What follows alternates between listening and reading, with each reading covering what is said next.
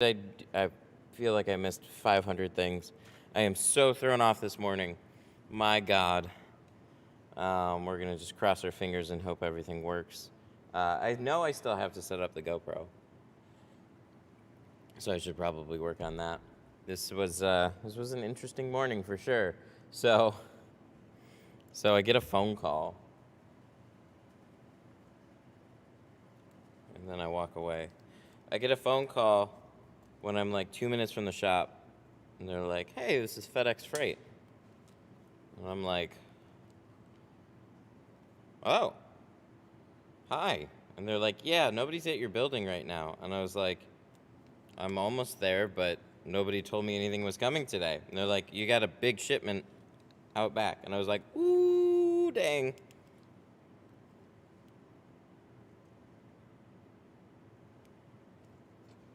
And yeah, so it was super dumb. I'll tell the rest in a second. I'm not busy while you're streaming. Welcome. What time is it where you're at? Oh, 10:45. I'm just like super winded because I had to do a lot of early morning lifting, and I don't lift, bro. It was just so dumb. And then I had this happy thing drop off. I didn't like. I got a card. I got a tint. Okay, so I had a FedEx freight shipment this morning, and it was the rest of the glass aid for the year, and I had no idea it was coming. I was gonna check in on it, and I just it's just been taking forever, so I got out of the habit of checking on it. And then they didn't send me a shipping notification, and it's a freight shipment, and this is the third different way that I've been sent a freight shipment. So then all of a sudden I just get a FedEx phone call. I was like, "Oh, cool, it's outside. Meet." And I assumed it had a lift gate, right? Because the last one I requested a lift gate. And the one before that, they sent it on a lift gate. And then this one, oh, look, there's no lift gate. It's kind of a problem. So I download 40 cases of glass aid. That was not fun. I'm tired already. Daniel Reyna. Does this work? Daniel Reyna super chatted $9.99. Your Majesty Kuya Master Matt Prince of Tinting. Daniel Reyna, thank you so much. Prince of Tinting. You just sit up and think of names, or they just come to you on the fly. Thank you so much for the 10. You went to the gym or you lifted your shipment? I don't gym. I lifted my shipment. It was just a lot of back and forth. Each case is like, I don't know, it's like 22 pounds. And so it was just like double cases stacked on top, back and forth, back and forth, back and forth, back and forth. And I'm just like, okay, I'm done. Got my reps in this morning. Okay, I think everything should be good. 1 second, let me set this up.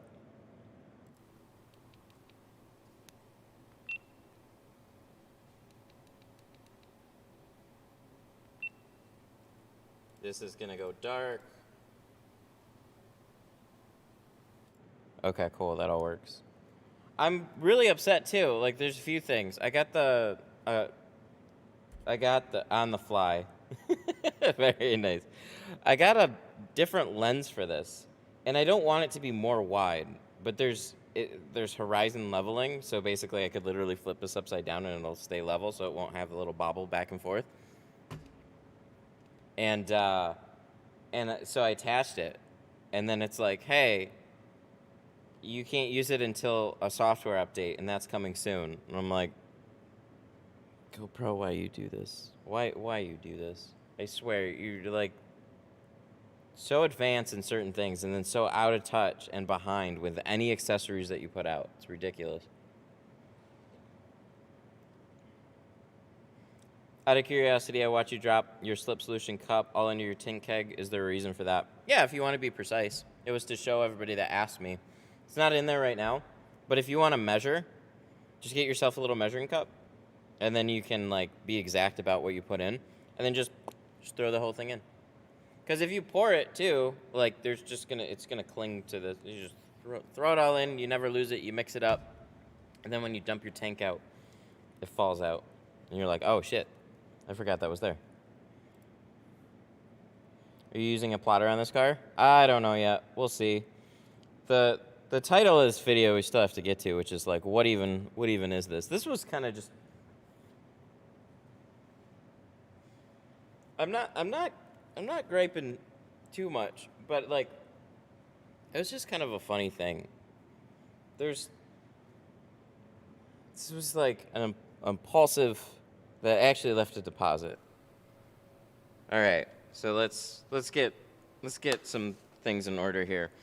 So there's just a few things about this car. I mean, this was called around, I think, on a Saturday. Yeah, this was like sometime on a Saturday. And then this was a car that was, I think, looking for a same-day appointment, but then probably couldn't find anything. And then was then scheduling with me, but then didn't want to leave a deposit.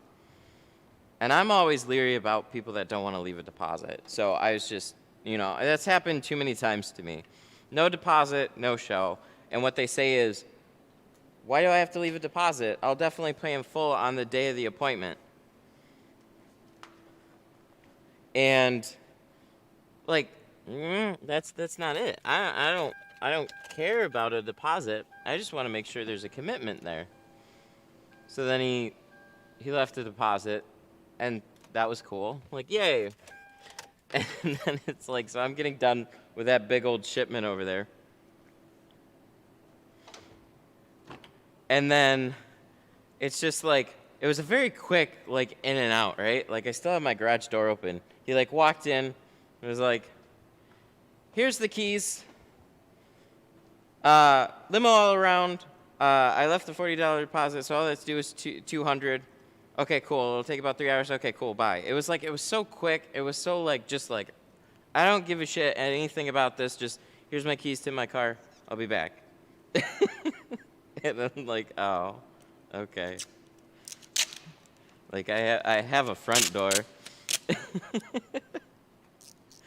So it was just, this is one of those ones, and then you're seeing like little things about the car that you're like, yeah, just shopping around for a quick in and out job, and then probably couldn't find something. So I don't want to make too many assumptions here, but it's definitely like,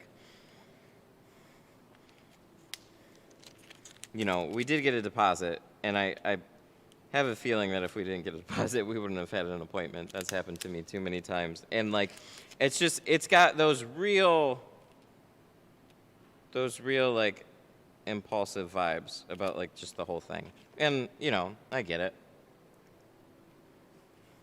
But some shops are geared towards that, and some shops aren't.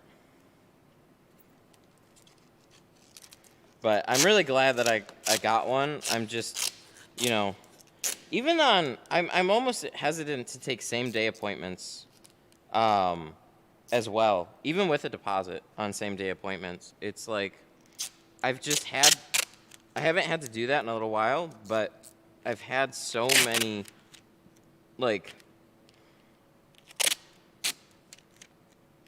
there's too many assumptions and no like research into the business at all. It's just like, call around till you get a tint shop, go there, drop your car off. Okay, cool, thank you, and I'll see you when it's done. Bye.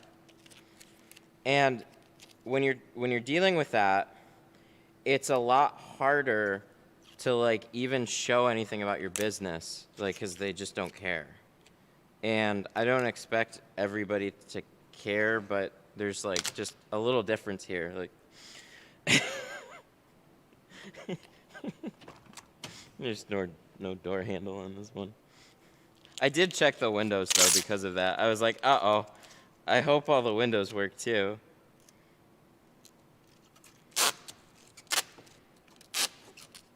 But I just want some of you guys to know that if you cater at a certain crowd, you deal with certain things a lot more than I have to deal with. And I've used to deal with a lot of that too. So some people totally cool, and like you just kind of get used to it. And there's times where, you know, if I don't have anything on my schedule, and then all of a sudden, you know, I got somebody that called to be in that day, and I just don't want to take a same day appointment. Like, it's like I have an opportunity there. I could take that appointment, but then is it going to be something that I don't really want to deal with? I don't know. But more often than not, the ones that schedule a little farther out in advance, less impulsive. They're I don't know. They're a little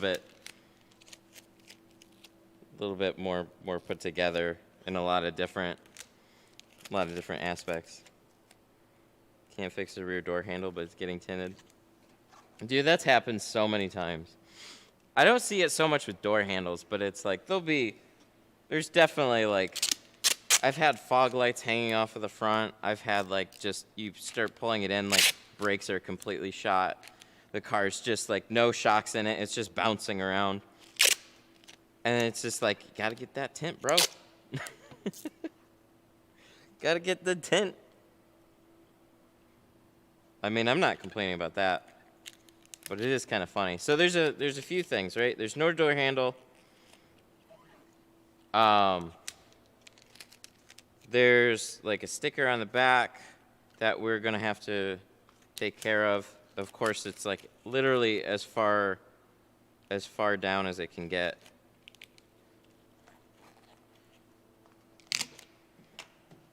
So, a lot of things. Can we make Friday at 11 work? Oh yeah, that's for symbol.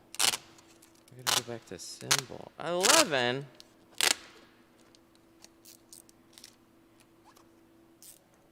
I think I can make Friday at 11 work. They have a Peely window. I don't know how to deal with those. I like 11 better, but it kind of screws with my whole Friday then. It ruins the morning. I guess that's fine.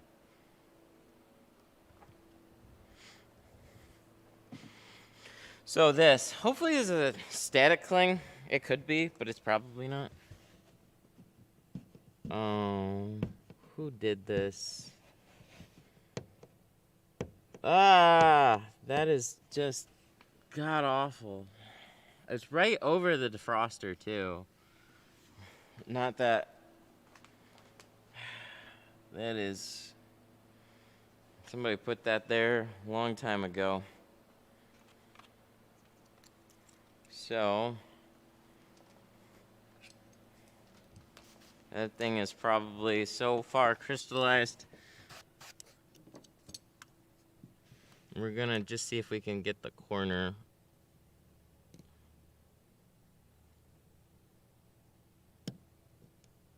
And then we'll see if we can flick it down past the defroster. Heat it from the outside. Yeah. I was thinking about warming up a steamer and getting it on the inside, but spray it and warming up the outside is probably going to do the same thing. It's starting to come off in one piece, though. It's just, I was wondering how deteriorated it was.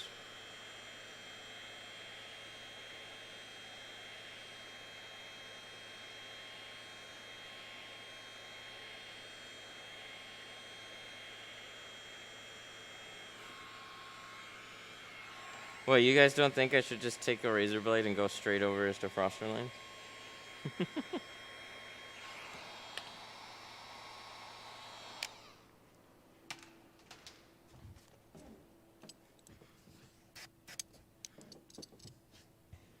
Let's see. Let's see if the magical heat added some takeoff power. Ooh.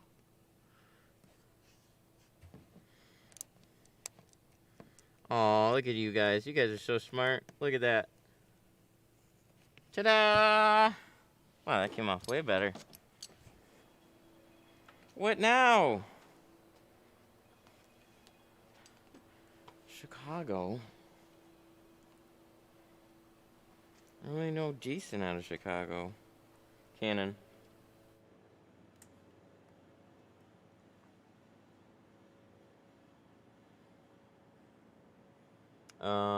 Let's see. I gotta let them know Friday at 11 is gonna work. I should probably double check my schedule. My hands are already dirty. 1 second. Hello? Oh, I got a phone call from this number. Who are you?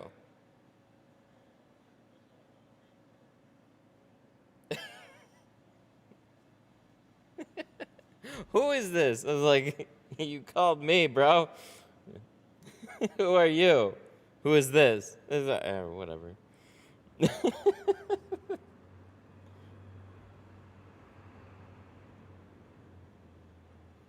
So annoying. All right, let me see what I was actually doing.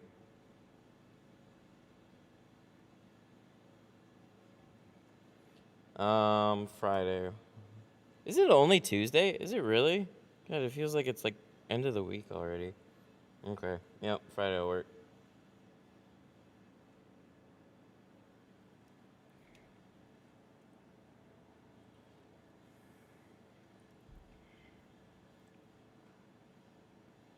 Okay.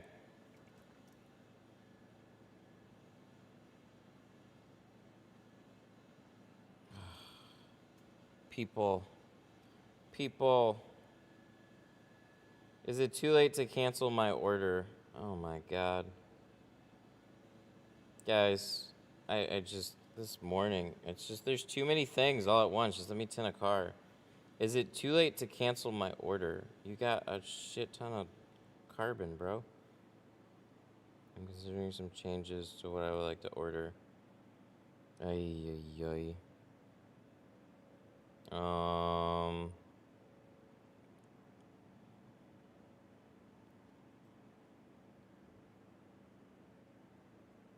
Now I gotta look 4411. Sorry, I really gotta check this out. This is 4411.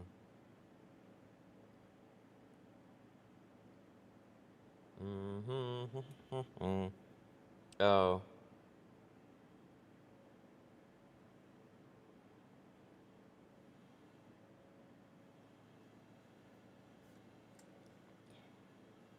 Hang on. Okay, this is where this gets extra annoying. I gotta call Burns really quick. There's just too many things. There's too many things for me to. I don't even know how to use this phone. There it is.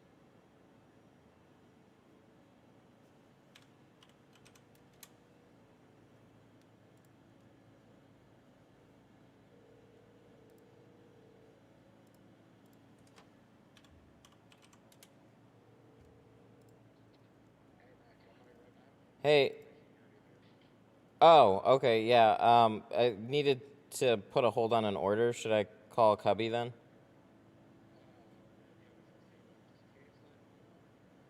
Okay. Okay, no problem. All right, bye. Sorry, this is like urgent. And then order numbers are different between one and the other. So like. Bum, bum, ba, ba, bum.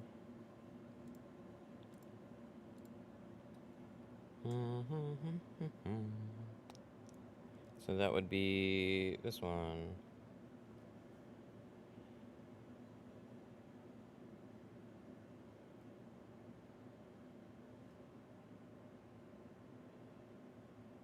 Reply.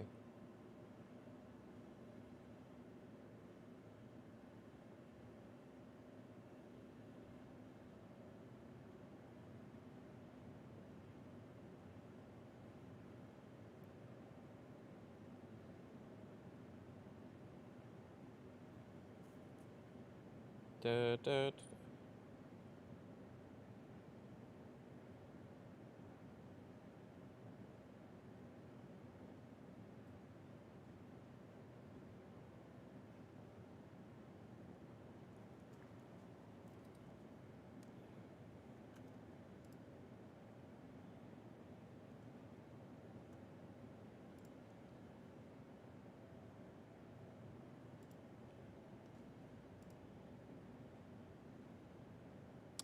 Wait, other.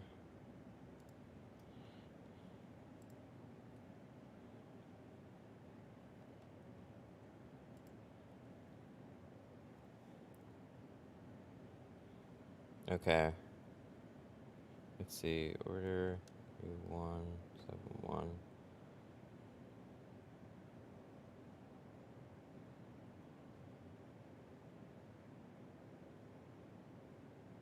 Order 31.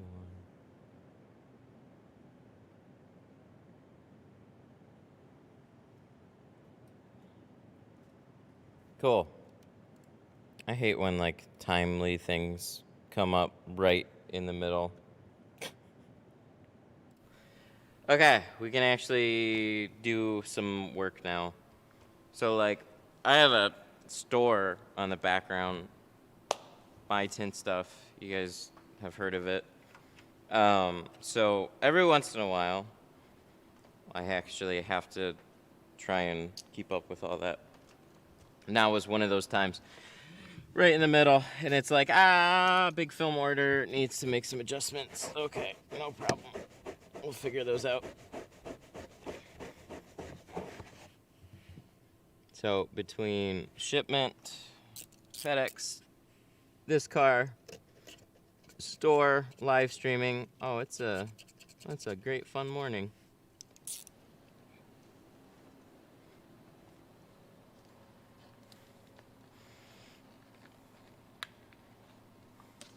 Can I ask the sorry. All right, get back to questions. The transition tint. So the transition tint, it did work when I removed it, but so this was like a one try on a random eBay version of it. So take it with a big grain of salt. Not all of them are gonna act the same, but this particular one, when it got hot, it would fade to clear. So being 99% heat rejection, you know, it's only really helpful then for transition in the winter or on a cool day. It doesn't make much sense to me.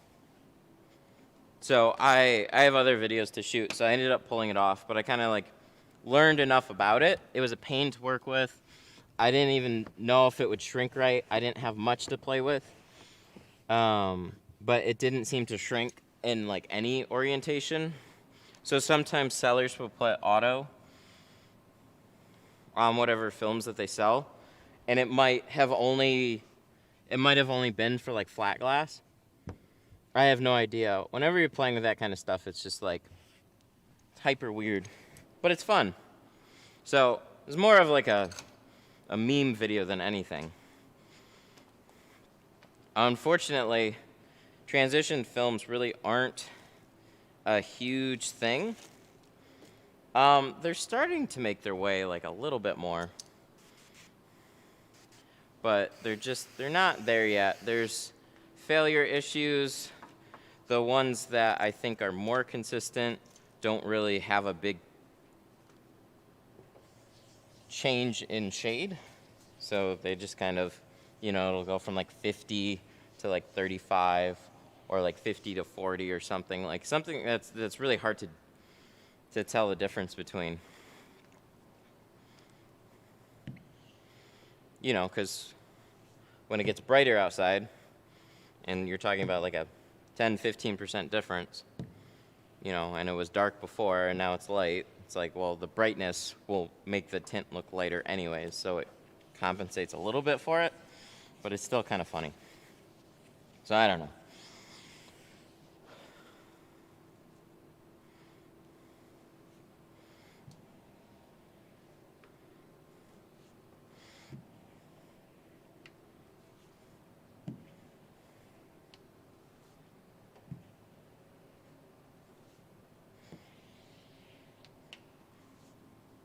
But looks like that is mostly taken care of until I figure out what he wants to order.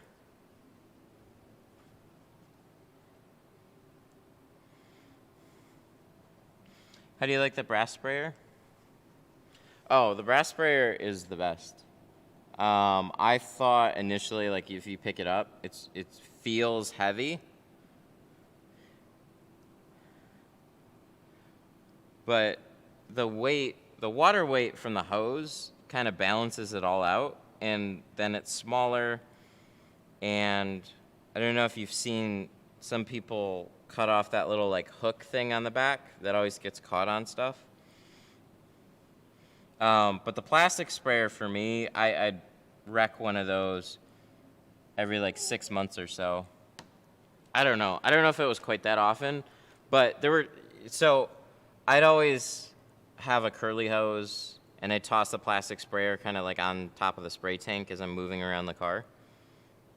And then what inevitably would happen is like it would fall off sometimes, and one of two things would happen. Either the end would snap off, and also the plastic pin. There's like the way that it even works is like a little lever thing. So on this one, it looks like you just push it down and it presses something inside here. With the plastic one, it's like you push down and it pulls a pin up. And then what would happen is the little plastic part that would pull that pin up would like fold, and then all of a sudden you don't have a sprayer anymore. So the brass sprayers, they're a little bit more expensive, but man, they last forever. I haven't had a problem. No, it was 4 years. I think 4 years after I had a brass sprayer, one of the ends on the inside broke. That was it. That was after 4 years of use, and then all you do is change this part, and then you're good to go. So these things have been awesome. And you can get a fan tip, or you can get the cone tip, whichever one you want.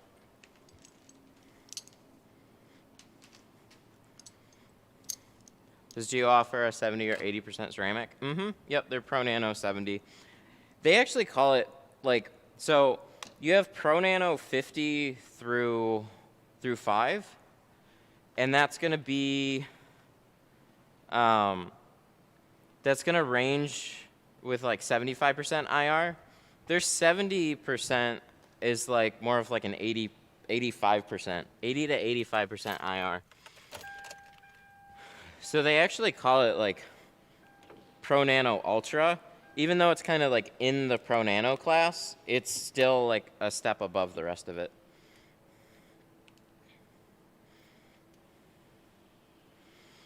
So we got, see that? A lot of times seals like these, like we're just getting to all the fun. This isn't like a bad car to tint at all. This is pretty straightforward. It's just definitely showing some wear. Wasn't exactly like super well taken care of. So there's going to be a little bit extra prep work and stuff that goes into it. So nice part is that it's easy to tint. The not so nice part is all the extras. Oh, please tell me that's going to open.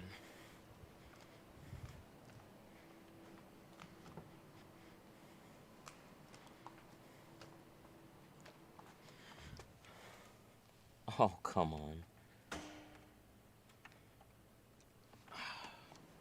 You gotta be kidding me. Aha! Thank God.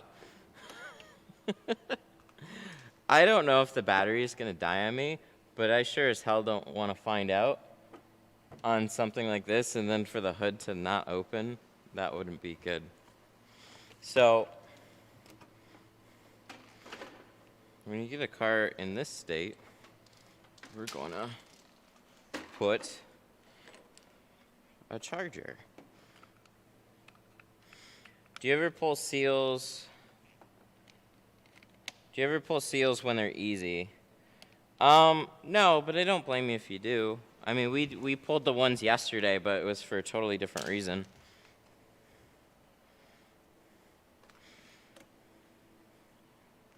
I'm trying to compensate for like every I'm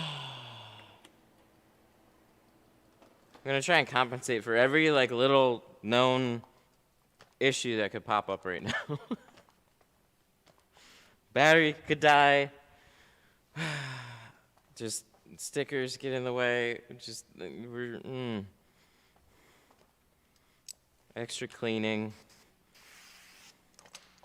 And then we'll go ahead and cut this out. Priorities are lined up. Tint before everything. Yeah, man. I definitely don't complain about that. It is funny, though.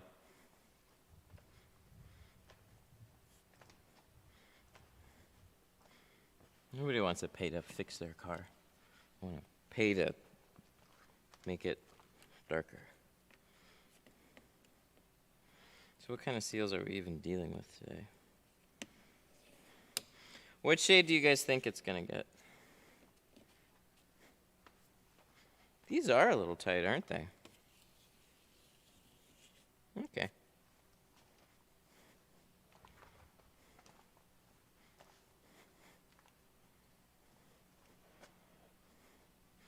I'll let you guys guess. What do you guys think it's going to be? Make it quick, because I got to actually get the roll.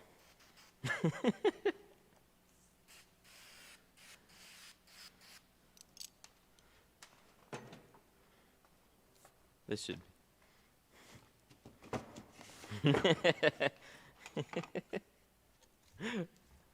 Five, 20, 5. Yep, we're doing limo.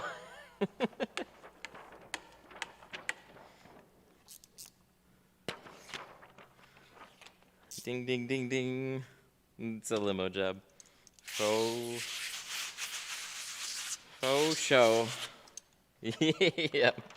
The car like that. This is no tricks here. This is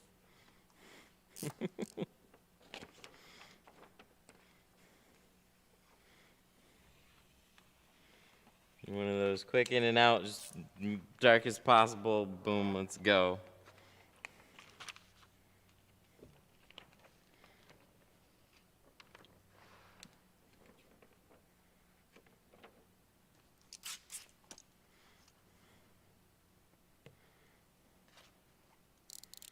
I probably got to change this too.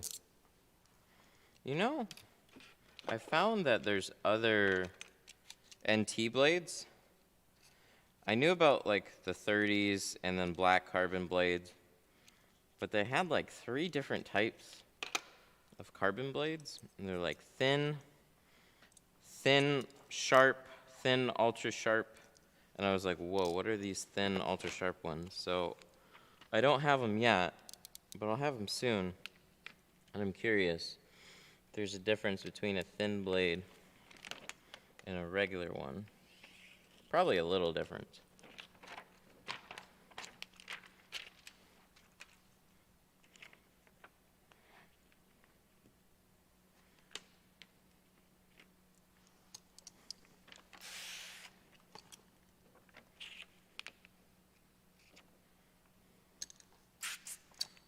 But I'm more curious for like top edges and stuff like that.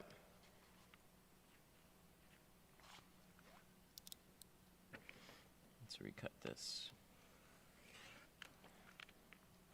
4 years? Oh, that's an interesting question. How many people are actually in the industry, and how long have you been tinting for? It ranges. I have no idea how many, but I know it ranges all over the place.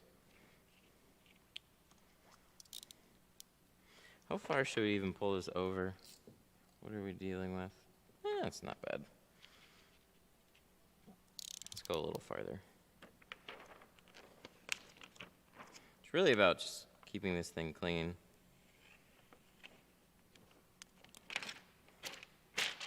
I started when Matt did the Amazon video. Nice.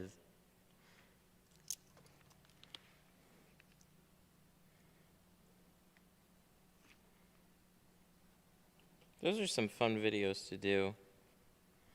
I have a couple of other ideas that I have to do. So we're getting into the season for that to definitely be a thing.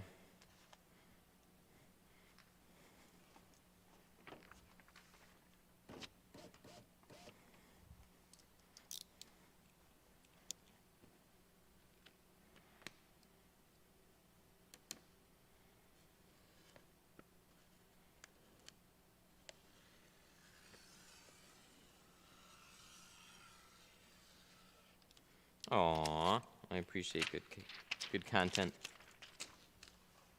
Best tinting on YouTube. Thank you.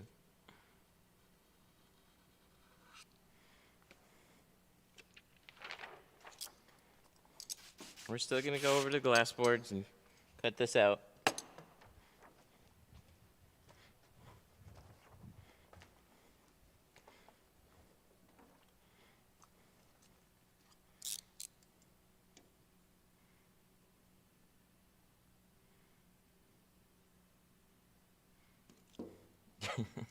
Did you ever think about naming it 8 Mile Tint?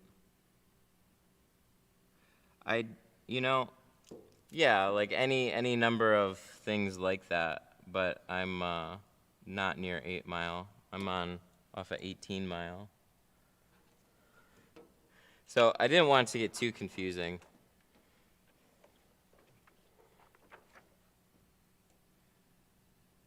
Also, like, oh, this is a good topic too. So it can be tricky to, like, I mean, when you're trying to think of a name for your business, you want it to be something cool. So, like, I mean, Black is literally part of my last name. And, like, Matt, Black, I thought there would be something fun there. But at the end of the day, what is the goal? The goal is to be discovered. So there's two ways to do it. You can focus on branding, or you can focus on discovery. And there's still good branding in both, but one makes you feel cool, and the other one is just helpful. So a good way to name your business is actually city name or major city name.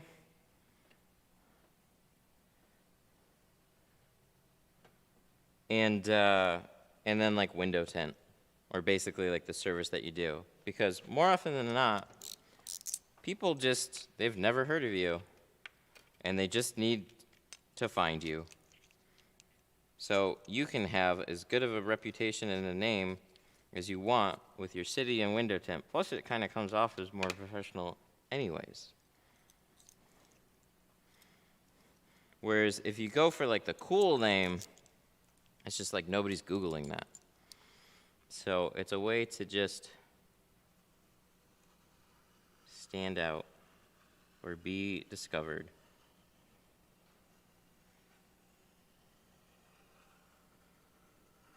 Sorry, I'm recutting this.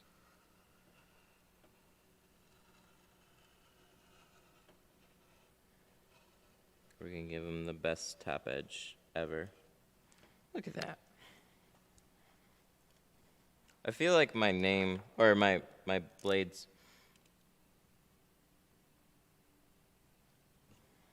need to be changed out or something. I should get some oil too for them. We'll just leave them sitting in oil.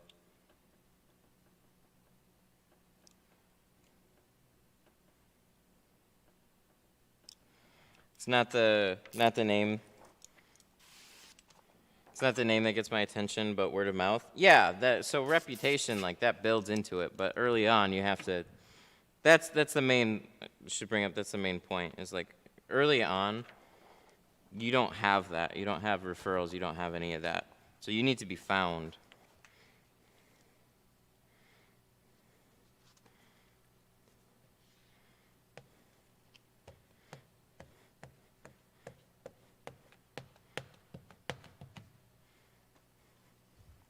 I went with first name, last name, then tinting. What was that? Word of mouth is huge for me. Yeah, so word of mouth is going to be big for everybody.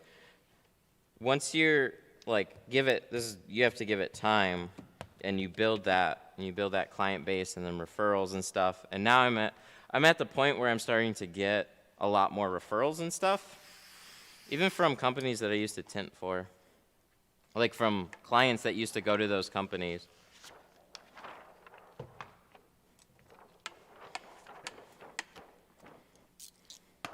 So, but a lot of people will be like, hey, where'd you get your windows tinted? And they'll be like, from that one guy over there. Some will remember the name, and then some won't. Detroit Tint? I don't know. But it was over here.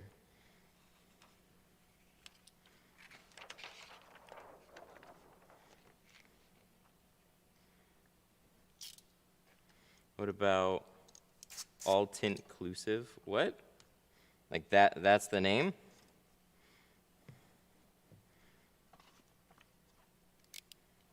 Like all inclusive, all tint inclusive?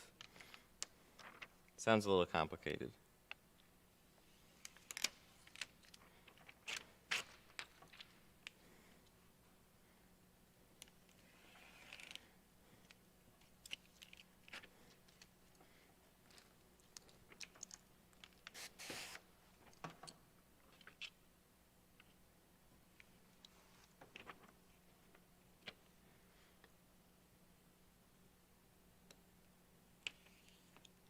I'm gonna open a towing company, gonna use my last name. As long as it works for being discovered. I mean, so I know a fair amount about it from like the channel. Titling, search, all of that is really important. So word of mouth, definitely huge, and like any good business, you'll eventually get word of mouth, but you need that initial wave of people to get that word of mouth from other people. So how you do that is advertising, branding, posts, and having a discoverable name. Or, I mean, it's not that you're out of luck if you have a cool name. You can do totally fine, and there's lots of businesses that do that. It's just you can give yourself a little advantage in the beginning, is all I'm saying. But then you got to live with it too. So if you absolutely hate it, then you might not like that.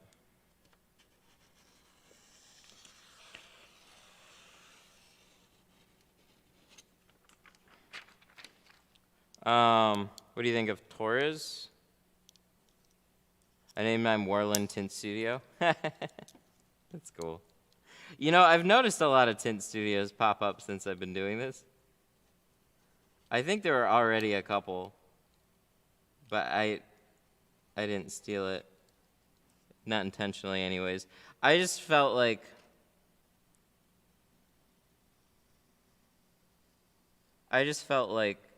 Tint Studio really described what I did here. So that was my little moniker at the end. So studio doesn't help me so much, but YouTube does. So Warland, I'm reading the other one. My name is Dom Torres, so I was gonna name it Dom's Tint Shop. That's not bad. There's nothing that's like tint shop. So if somebody Googles tint shop, right, you're more likely to pop up.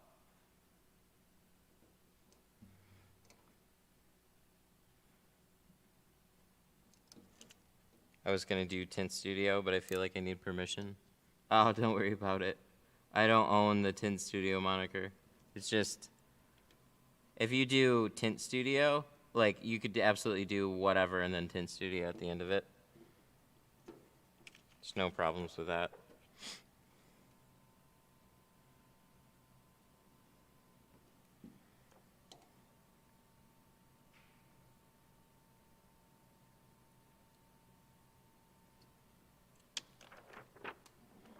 I'm not going to try and trademark that one.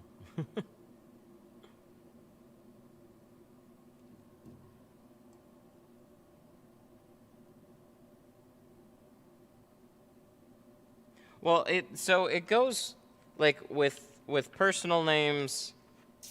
That kind of goes hand in hand with like cool names, I think. It's like it doesn't do much for you, but it doesn't work against you either. It's just a name. So if that's what you want to name it, that's all well and good. I mean, the cool names, if you want to go for like trying to create a presence with your name, again, that doesn't work for you in search. But as you build, right, then people kind of get to know that. It's more just the people that don't know you exist already and don't have a referral. Then how do they find you? That's the big question.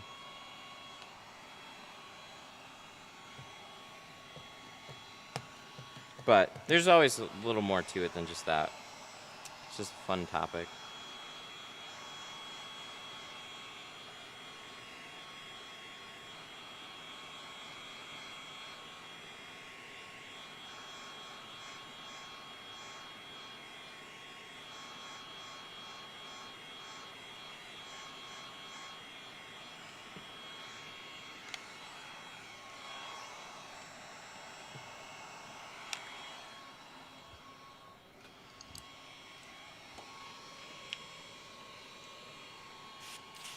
I kept my name in it for tax purposes.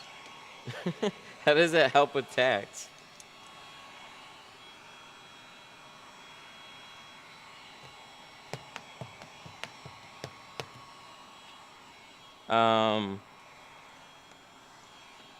What's up with the plotter? We use it sometimes. Not for...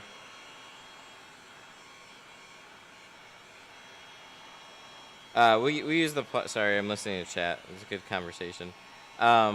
We use it sometimes. We might use it for the back on this one. I'm still on the fence. I think it'll work out fine. Oh, dang. Cannon. Woo! Why is this being dumb? Hey!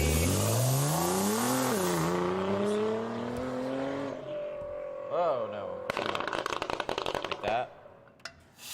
Kramer Hink super chatted better. $49.99. God damn. Starting tinting this year, learning from you. Went full time Kramer. in June. Business has taken off. I appreciate all you do, man. Making more than oil field last job. And the freedom is priceless. Cool face. Aww. That's super cool to hear. Thank you so much for the 50. I really appreciate that. That's a really cool super chat too. Started off tinting this year, learning. Went full time in June. Business has taken off. Making more than my last job in an oil field. That is so cool to hear. Congrats, man. Thank you so much for the 50. That is a big one. That makes me happy a lot. Like hearing that this actually is benefiting people, that's a big reason why I still like to do this the way I do. I mean, you can... I can do videos that kind of pander to, like, recommended and stuff. So that was where, you know, still like to put out stuff that helps the channel, right?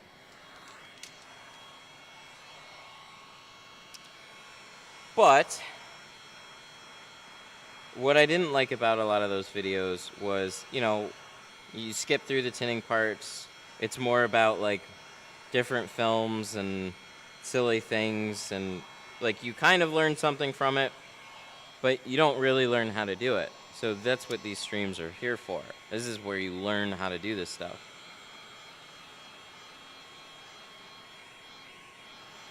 So it's nice to hear. It's nice that it's working out for people. He paid for the guy's door handle. That's great. That's 10 out of 10. It's sarcasm right there. You made me more money than I thought possible. You're an amazing dude. Thanks for everything you always do. Oh, dude, I appreciate that. The hard work is up to you, though.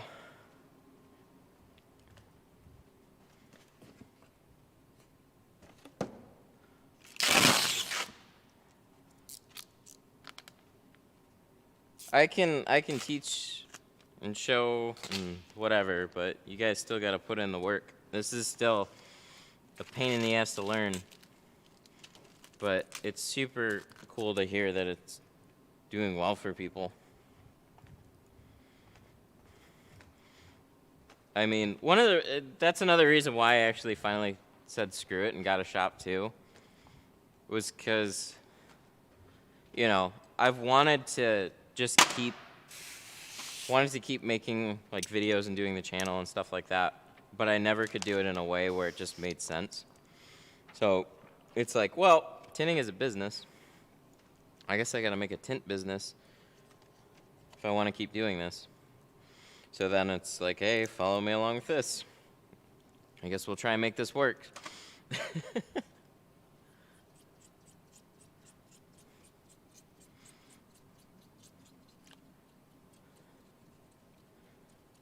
I watch all the live streams at normal speed. Do a lot of people actually watch in like faster speeds? I totally forgot that's a thing. I watch every video in regular speed. I just skip forward 10 seconds here or there when I feel like they're rambling, which I do a lot. Carpet shield.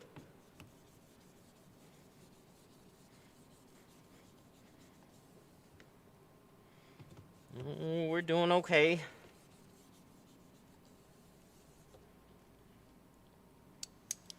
We are doing this car.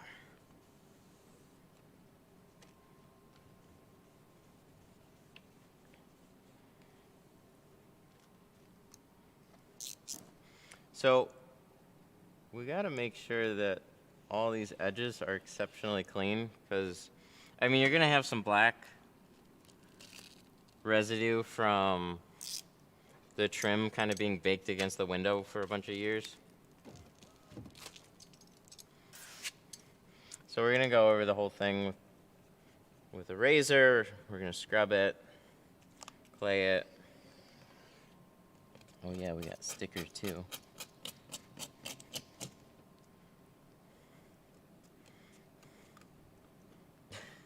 But your rambling is good.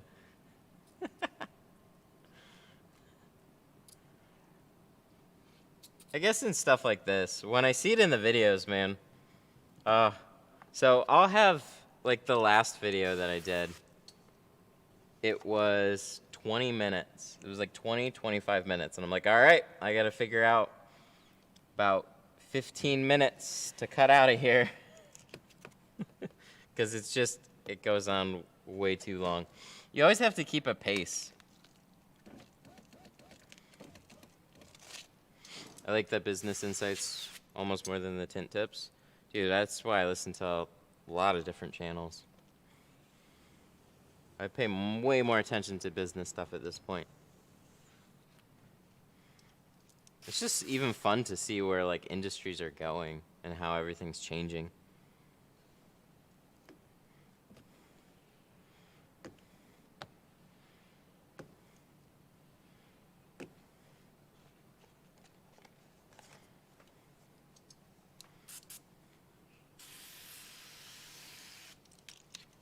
All of that.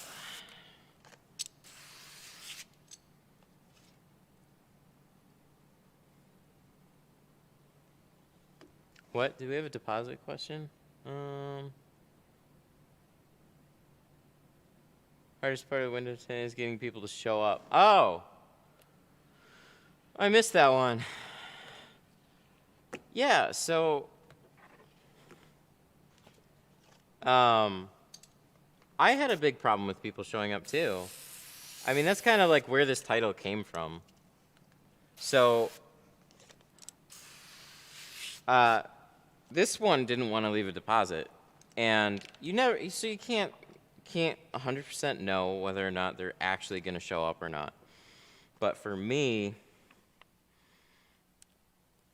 whenever I have somebody not want to leave a deposit, and they don't, I mean, they, and I've been like lenient or whatever, like I only like leaving cash or only this or only that. It's like I'll either try and accommodate them coming in and leaving a deposit, or it'll be so much of a non-problem if they happen to not leave one that I don't care.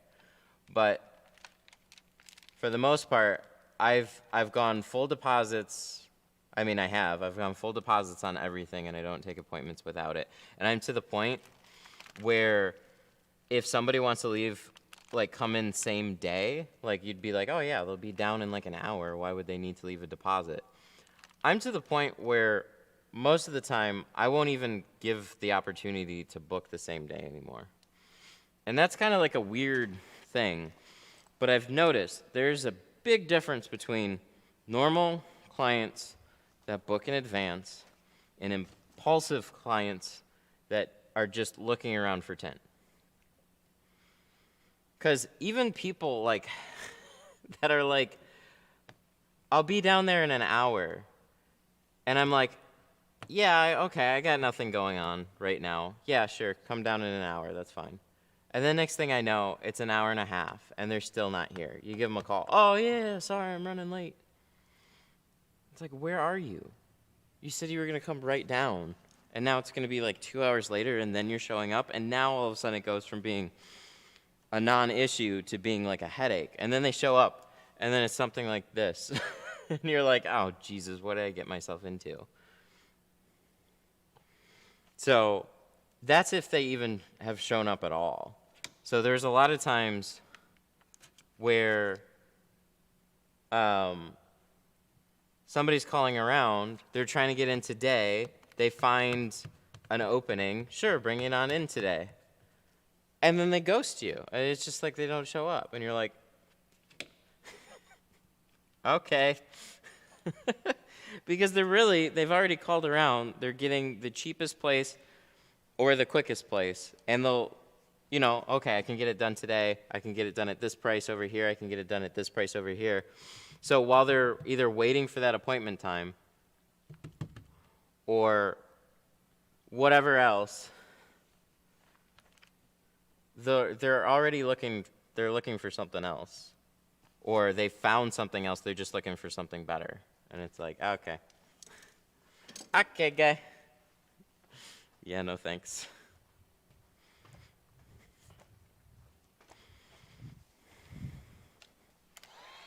So I just, for the sake of my own sanity at this point, I just don't do it.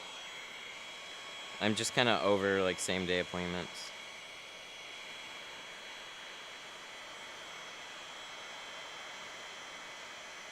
And I hate that it has to be that way too.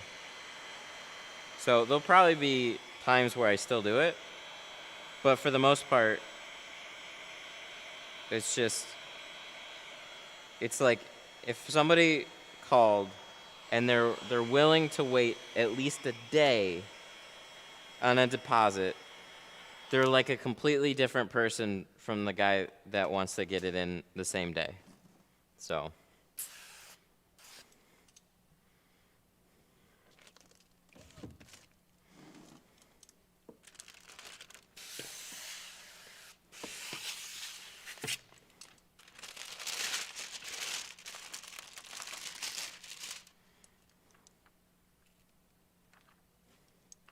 So when it's like there's two times, I've talked about this a bunch, but there's like a couple times where it's not as big of an issue.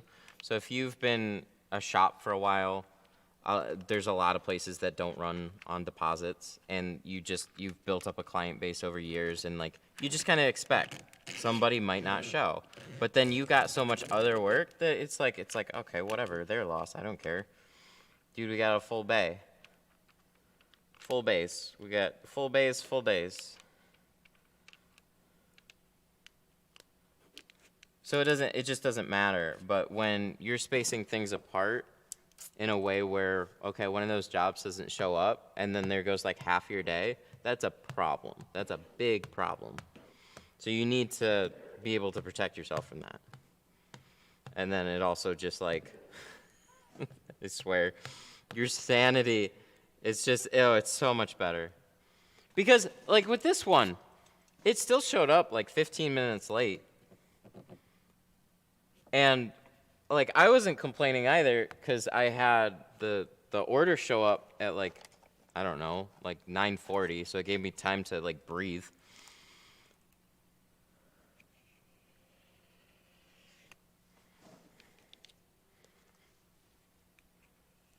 But the thing is, like, I didn't even, as far as like feeling like I need to call somebody to see if they're gonna walk in the door, it's like I'm so confident most, like 99% of the time, they're gonna walk through the door or they're gonna be calling me because they don't want to lose that deposit. It's just, it fixes so much. Oh, and it also can make your scheduling a little bit easier too, by the way. So it can create a couple small problems, but it can also fix a couple of other problems. So one cool byproduct of leaving a deposit is, what even is that? Where did that come from? Good God, man. Oh, we're wiping the limo off this car. This is going to be clearer with the limo tint than it was before. Oh, what was I saying? So a cool byproduct of it was like, so the way my site is set up, I have a little field for them to type in their name, their information, and then book their spot. And so it's kind of like people will call, people will say, yeah, I'm going to leave a deposit. And then it's kind of like whoever actually leaves the deposit gets the spot. So then I just, name, email is already on your calendar, and they did it for you. So, like, I didn't have to, I used to send out, like, deposit links to people and then try and keep track of it. Now at this point, it's just like, yeah, sure. And then I text them a little bit of info on, like, this is where you leave it. This is when you leave it for. And then once I have that, you'll be locked in. I think Saturday. Saturday was, like, one of the first times in a long time where somebody, like, totally forgot to leave a deposit. They called like 2 hours before their appointment, and they're like, hey, I had an appointment for 1 o'clock. I was like, I don't have you on my schedule. Did you leave a deposit? And they're like, oh, shoot. So that was the thing. Oh, yeah, I got razor blades right here. What am I doing? I love these cars. Is that built into TintWiz? Not yet. I hope it will be in the, like, they said by the end of the year, they're, like, it's something that they're definitely working on. They just want to make sure it works first. So when TintWiz does it, oh, dang, watch out. That'll be so much easier. If they implement it right anyways. So I basically want a quick form that I can send to somebody. I should probably tell them this. I want a quick form that I can send to somebody, and then they kind of like fill out the stuff, and then it just bing, and then adds the car and everything to my TintWiz schedule. Because right now, their information is going on the website, and then I can port it over to TintWiz, but I still got to like add the car and stuff like that, and that takes a little bit of time. It's not bad. It's just another little thing that I got to do. How do you handle thick defroster lines? My guru adds a disclaimer, but will still wool the back window. So on thicker defrosters, really, I don't do anything to like take down the size of the defrosters, but I'll turn them on about 30 seconds to a minute before I go to install. So like chargers, challengers, those are like must-dos for that. So the defrosters will be hot when you're putting that film on the glass. If you go back to any of those videos, I mention it like 100 times.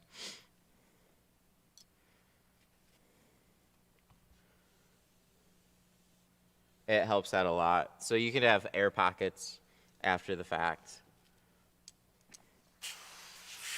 And you don't want that.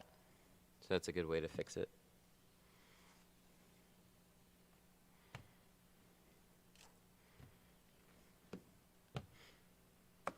I was trying to figure out when this lens update was going to come out.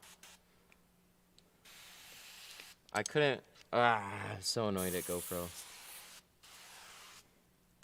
It's like when they came out with like the 8 or the 9, and then they announced like the media mod, and they didn't come out with the media mod for like a full year after they said it was going to come out.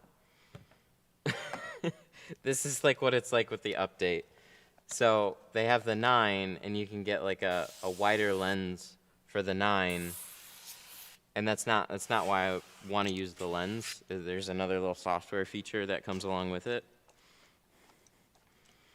But apparently with the 10, you can put the lens on there, and then you click the button, and it's like, yo dog, you need an update that we didn't put out yet. Oh, nice. Thanks. It's one of those things you don't know until you already bought it.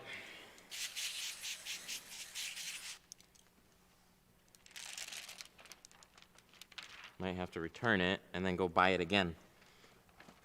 Because I wanted to try it to see if it even actually helps. Anyways. Let's see how this looks.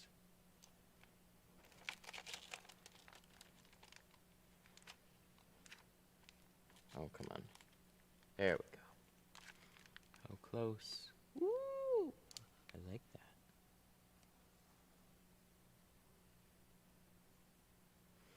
He's still getting a primo tint job, though. That's for dang sure. Primo.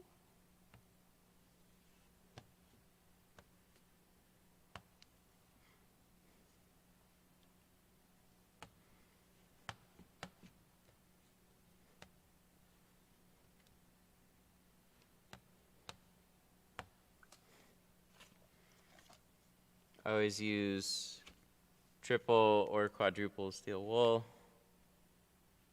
but I use a clay bar because it always leaves fuzzies behind. That was my problem. That's why I don't like using steel wool, but I didn't use clay bars back when I was using some steel wool. We'd use steel wool when we'd have to like scrub a back window for glue, and then we'd go through like a bunch of steel wool doing it, and then you go to retint it, and it's just like, it left little bits on the sides, left little bits on the deck, left little bits in the little channels on the defroster lines, like the little grooves and stuff, and then you clean it out a bunch, and then you go to tint it, and then there's some dumb little piece of steel wool, and it's like fine wire, so it buries itself in the glue really easily, and it's hard to just flick out. No, I just want the corner, so I gotta go from this side. I don't like doing this.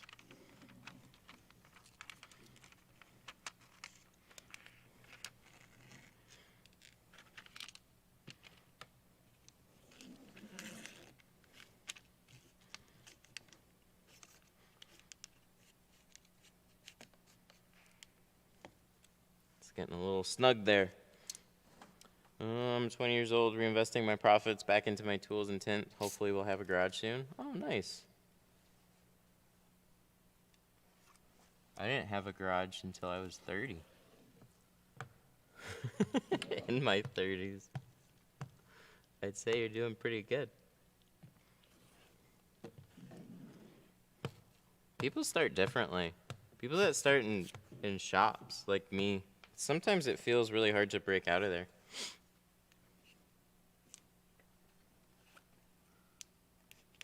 But it depends on what you're looking for.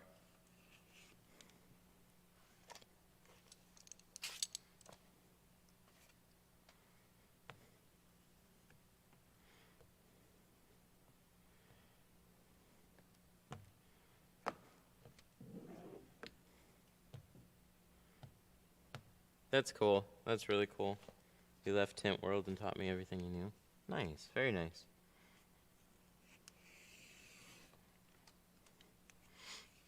Are you going to buy the Pixel 6? No, I haven't even really looked at it. I just got an iPhone.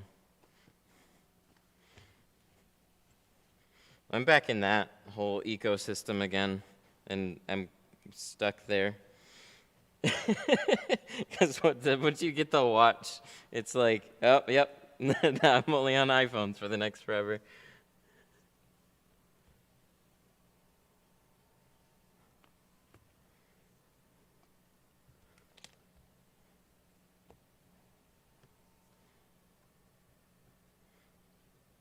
Worked at Tint World.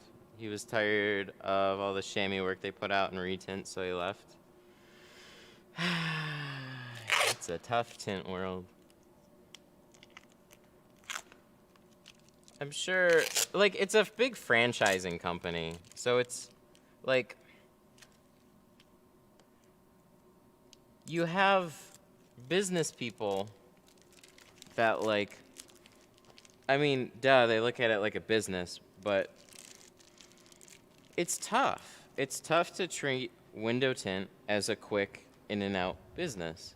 It can definitely be done that way, and there's plenty of companies that do it, but on a lot of people, it wears on you because they sit up front, they look at the numbers, they see how many cars they can get in, and then they try and push sales, and then the way that they make more money is they push more cars. So then you get to a comfortable level, and then they're like, well, we gotta grow, so let's do more. And then they just keep pushing that and pushing it until they push every person to the brink, and then they start losing people, and they have to find more people. And it's like, there's so many businesses that operate that way. But when you're in a skilled trade, it's really hard to keep that. So there needs to be this happy balance between properly compensating the people that are doing the skill.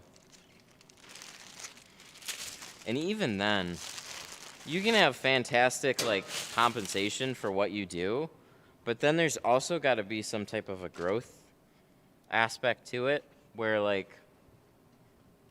you know, people are only cool making what they're making for so long until, like, they feel like they've been capped out.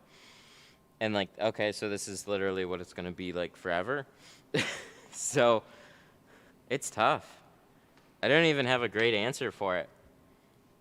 But I know the feeling of being there. And that's why you see so many independent mom and pop shops. It's a hard thing. It's a hard thing to scale. I think you could do a lot easier with flat.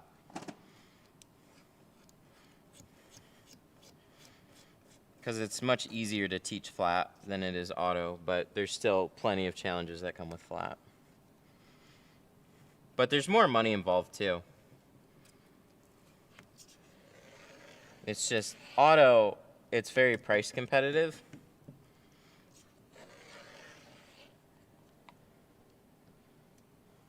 So, I don't know, it's difficult.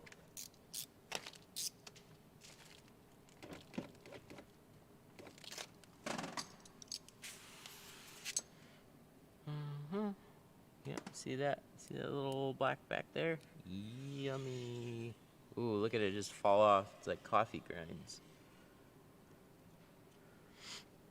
Have you ever thought of doing some vinyl wrapping? Oh yeah, plenty of times, but I'm not going to. I doing more things only, it really only helps, like, bring in additional services that I can't really facilitate without bringing in other people. So I'd have to have somebody else kind of do the work. So I could, like, know about it and I could help out and understand it. But ultimately, I'd have to, like, grow a new portion of the business, and it wouldn't be me that would be doing the skill. Why does everybody ask? Oh, it's just, you're in the film business.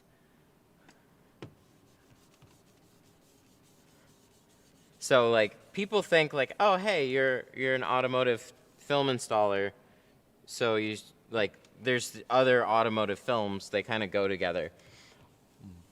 But what I've kind of seen is paint protection film works really well with high-end detailing shops. It doesn't it can go into window tinting shops, absolutely. But it pairs really well with high-end detailing because it's expensive. Two, it's a great protection thing to add after you've just detailed the whole car, right? Somebody just spent a lot of money polishing, wheeling, and whatever to their whole car. Yeah, they want to protect it. So it's a great add-on to that. Where window tinting for a lot of services can kind of be an afterthought. So, I mean, Chicago Auto Pros is a great example of this. They do full window tinting, they do full PPF, and they do full vinyl. But their primary business is detailing, and then they do a lot of full PPF jobs. And so window tinting is then kind of like an afterthought. Oh yeah, they're going to come in for window tint, and you still always have that. But for a lot of people, it's like, yeah, I'll just add tint on it too. What's another $600 on like a 10 grand job? Like where when we get a $600 job, we're like, oh sweet. You know what I mean? It can be a completely different ball game. And then for vinyl, vinyl can pair really well with window tinting as well. But just because somebody wants to wrap their car doesn't mean that, PPF is going to be very strong for you either. So you have to kind of grow each one of those things separately. Like I've heard from my dad's company, he's been trying to grow vinyl, and it hasn't taken off as much as they'd like. So they're primarily window tint. They've added vinyl, and it kind of works and kind of doesn't. So I would have thought like with some of the other companies, somebody comes in and gets like a radio installed. When I was tinting for like audio accessory companies, then somebody comes in for like a radio. Yeah, why wouldn't you want to add window tint? Well, because each one of those things costs what it costs. So it's like more than often you would see somebody coming in for one bigger thing at a time. So they come in for a radio and speakers. They'd come in for window tinting. And like all of the extra things would kind of be separate. The only real crossover that we had was like front doors. So somebody would get radios and a front door. Or radio and the front doors. So, but it definitely depends on how they present themselves and their business and their clients. So there's a lot of nuance there too, but I was really surprised. Like on my site, this is kind of like a interesting thing too, but people that order window film and people that order tools, sometimes they're very separate. I get people ordering just window film or just tools. There aren't as many orders as you would think that would just order film and tools all the time.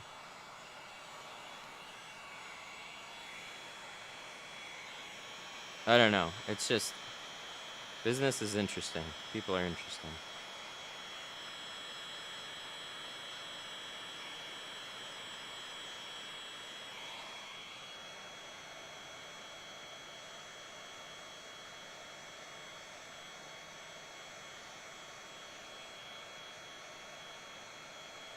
We're just warming up these corners a little bit before we roll them up, because these are a little tighter. So we're just going to let them kind of bake on there.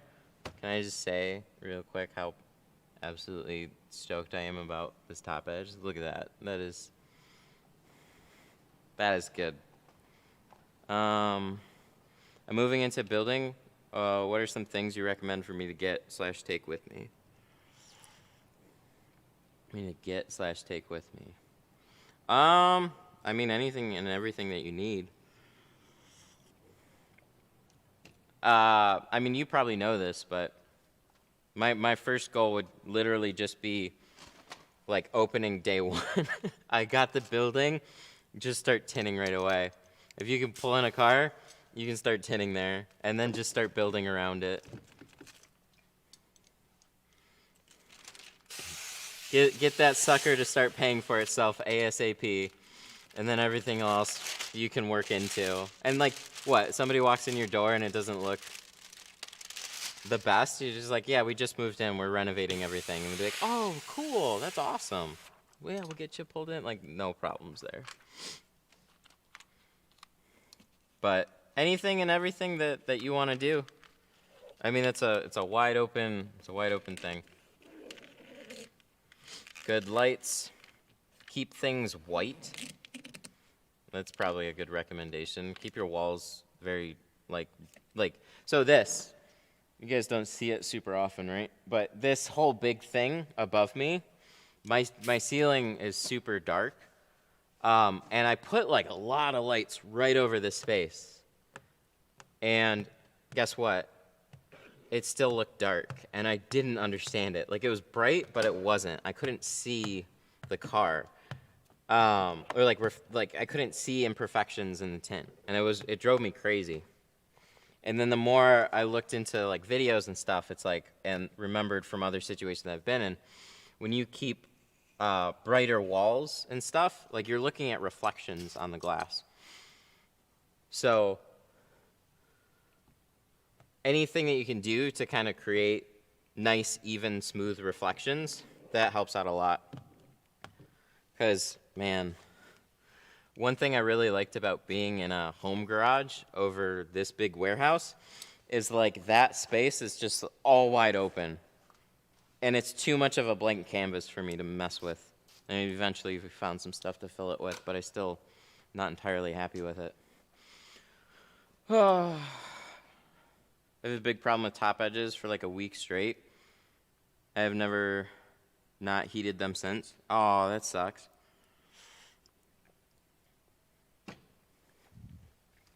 I mean, I totally understand where you're coming from too. It's weird. I'll have like random issues that'll pop up out of nowhere. Like all of a sudden I won't be able to cut a top edge. And I'm like, what the hell is wrong with me? And then I'll kind of like work through it. And then all of a sudden I'll put creases in weird spots. And I'm like, I never did that before. But yeah, especially when you get into the wintertime, heating up the top edges, especially when your film slides around a lot, you know, because I use this film, and this film sticks really well, where other films will slide around a lot, and I really like when they slide around more than not. But there were plenty of times that I'd tint a window, car would, like, I'd roll it up, tint the rest of it, and then all of a sudden I got a gap on a side, and I'm like, where did that come from? And then I roll it down, and the whole thing had gone, I didn't even realize it.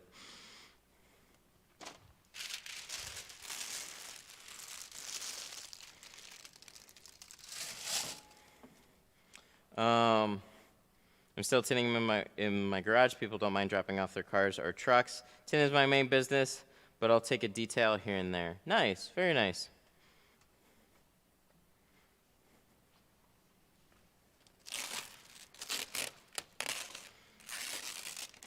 Why is the stream called What Is This? Oh, just because of everything else that we were dealing with too.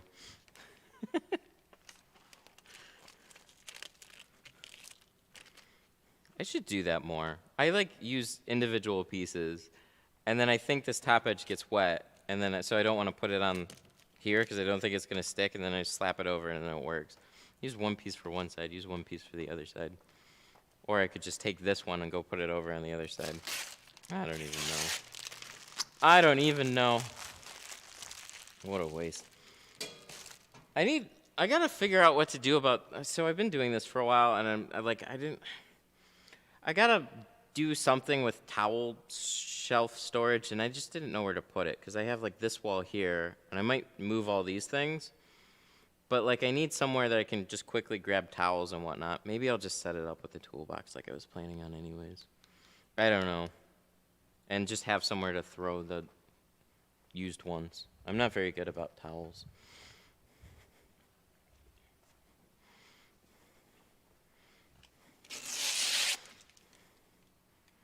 Please use plotter for the rear. Well, you asked nicely, so we might have to then. Look at all that. Somebody posted in my group this, and I've seen this so many times. I mean, granted, this is an older car. This doesn't happen as much on newer ones, but that's kind of what you're fighting against. I love examples like this so much. Because, like, rubber seals, right? Well, look at how much shit that you're tinting up against. All that starts falling off, leaking into your film. So when you wrap it with tape, you have a brand new seal every time.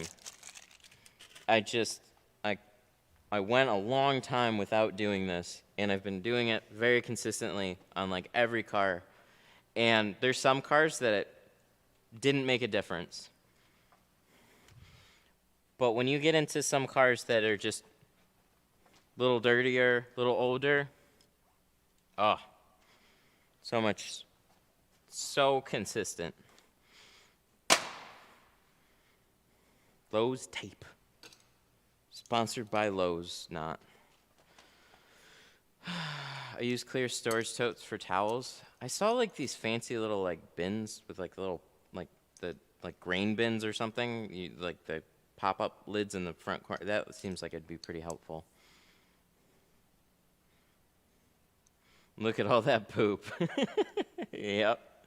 I'm a detail looking to get into tinning. My body's killing me. It is a lot of hard work. I mean, that's how I was detailing when I was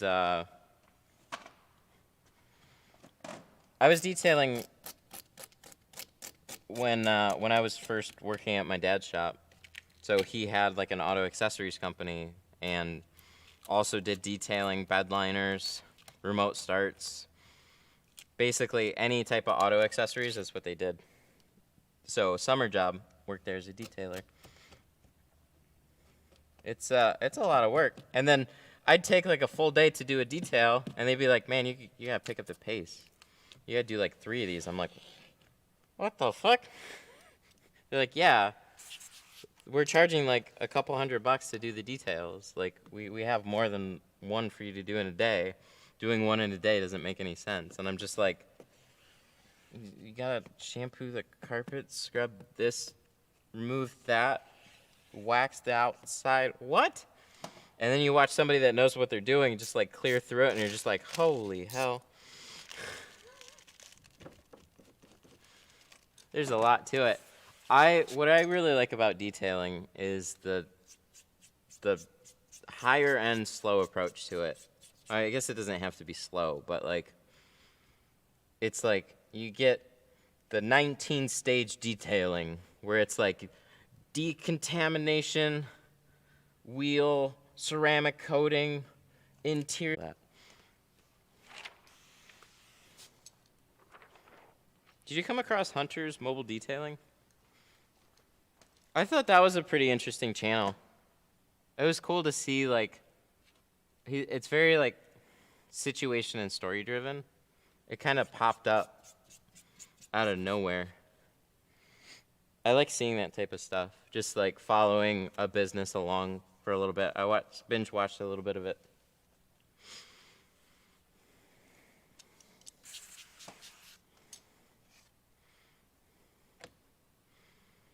I'm new to your streams, welcome.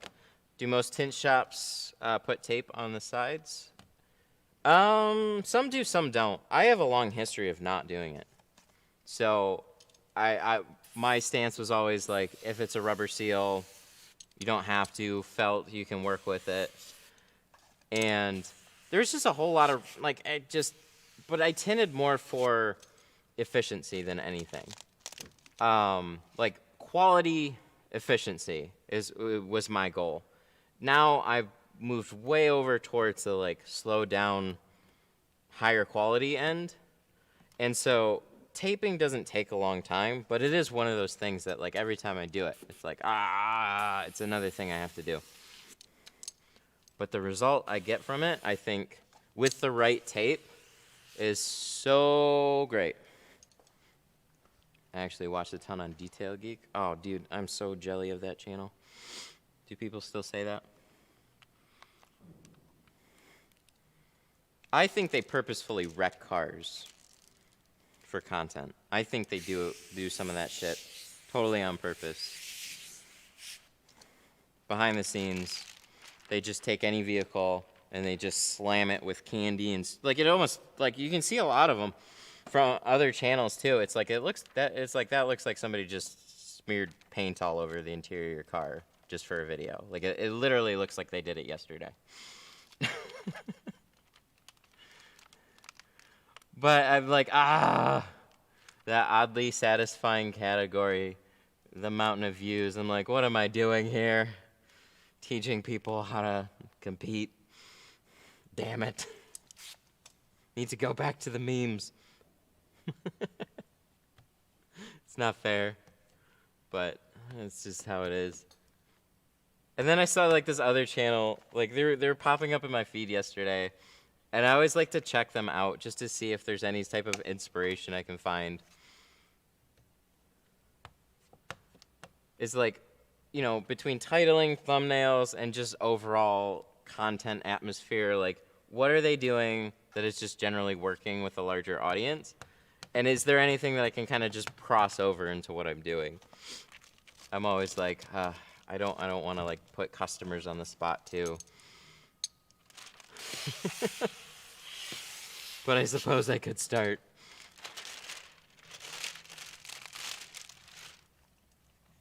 But it's not fair, man.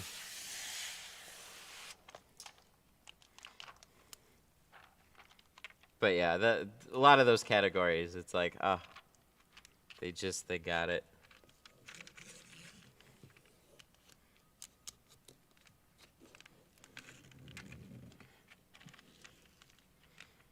Ooh, yes. That's a great question. I'm going to get some back window tools, bulldozer and side swipe. Any other recommendations? The tail fin. It's green. I can show you. It's such a nifty tool. There's about 3 back window tools that I will consistently bring in. And I don't always use them. And the tail fin is kind of like the least used, but it's super helpful sometimes. So I can grab a couple of them and talk about what I usually use. The reach. The reach I am not a fan of. I love me Tri-Edge, but I don't understand that tool. So I feel like the people that understand that tool really like it. And then there's a lot of people like me that just like don't understand it. So it's just like, it's awkward. The shortcut, it's not needed if you have the other two. Yeah, it's like an honorable mention. It'll be helpful in like 3 or 4 situations. Well, you're dumb. No, you're dumb.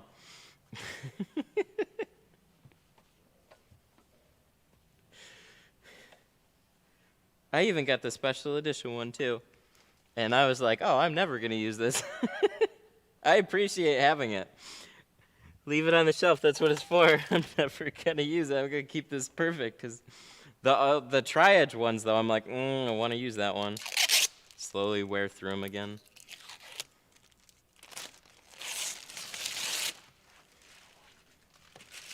You're dumb. No, you. Okay. Back window tools. Do we have... Oh, wow. Remember when this drawer was nice? We got to make it nice again. Okay, so this is the tail fin. This is the stroke doctor. I used to use this a lot before the side swipe. This is the side swipe. And then, the bulldozer. So out of all of these, bulldozer for sure, because... what are you doing if you don't have this tool? Like this brake light, that's what we're going to use this for. Side swipe or stroke doctor, I was using the stroke doctor, and I feel like with the handle, it's actually really good at getting down in the lower areas and smoothly squeegeeing the window. But if you want to press out sheer water, the way that this blade kind of smushes and wraps around the defroster lines and like, you know, it just kind of fits with that bend, and then you can swipe out a little bit more water this way. So I like this a lot. Wish it had a longer handle, but that's just how it is. And then you have the tail fin. So this guy, it's got this nice sharp edge to it. So you can get it into some really tight spots. Because this thing is like, I don't even know if it was really made for it, but it's so flexible. The green one, don't get the yellow one, get the green one. You can get behind brake lights, you can get in lower corners, and you just take it like all the other tools like this and swipe out the bottom. Super helpful to have. So more often than not, I'm going to use a bulldozer and a side swipe, and that's pretty much all I'm going to use on most back windows. But a tail fin, that's a really helpful thing to have in addition. And then so the stroke doctor is just kind of like personal preference here between these two. So this blade, it's still like curves and stuff, but I don't know what it is. The side swipe, I just liked it a little bit better. We should probably just take all of these into the back because we might use some of them.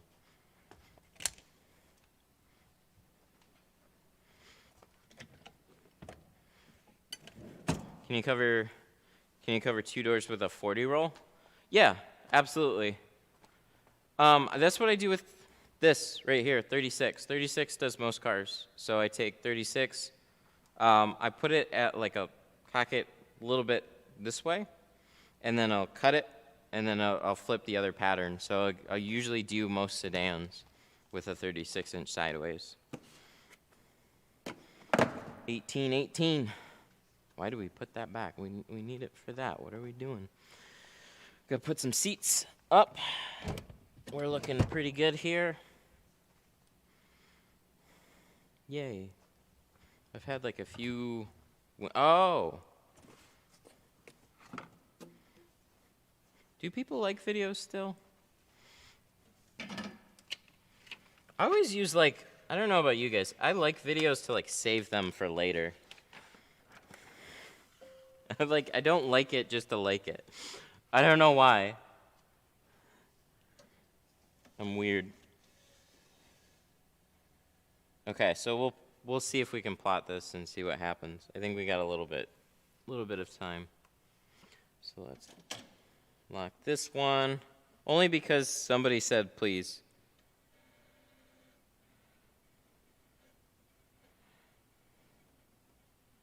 And then enter.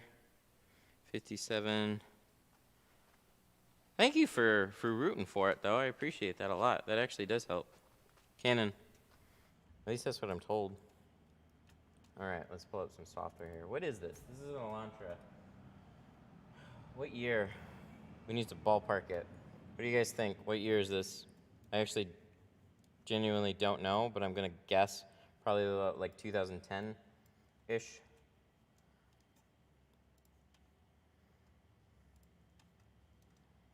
Okay.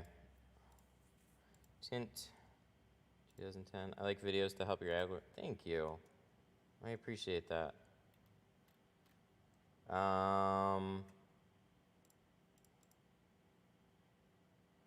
So they do 10 to 7, Elantra Touring. So this is, what do you think? You think this is going to look? I'll check it for sure. I was just pulling it up to see what we had. I bet you it's this. I bet you it's that. Let me see.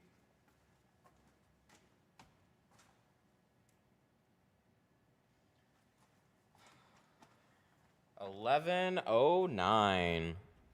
Bing. Got it. Yeah, but I want you guys to guess. Interaction, engagement, these things help too. So rear quarters, because we can definitely get those in. Oh, we could get like a few sets.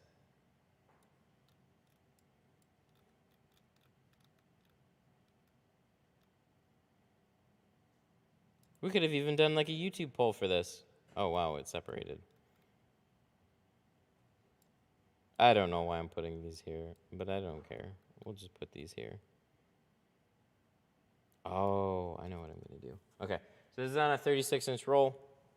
That's why we put it into 36. We click this cut button, and then magic's going to happen. Canon. GoPro. Bring. So the big question is this. Oh, no, don't fold on. Oh, no, we lost it. It's all coming down already. Do you think we can do this? Actually, this might be better without it.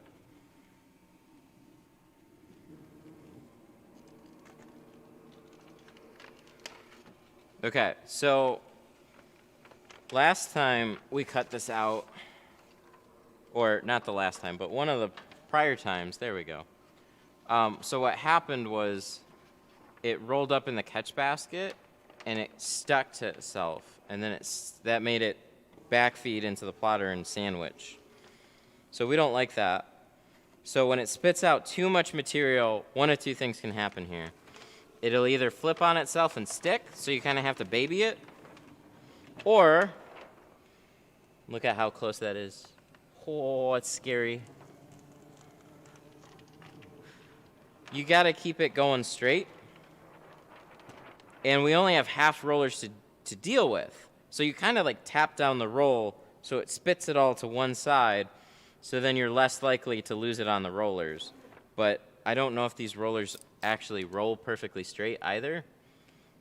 But with 36-inch rolls, this just kind of is how it is.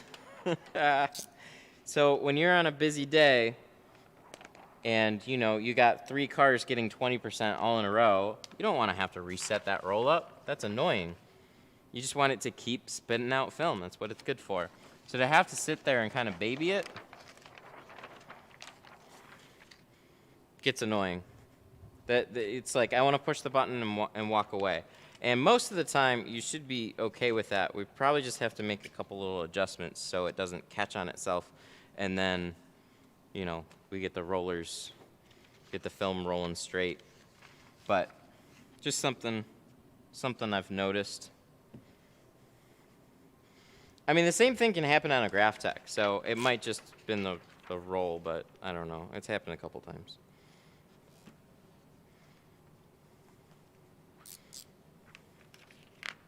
I hope this fits. That's like major question number 1. So we got one set of quarters there.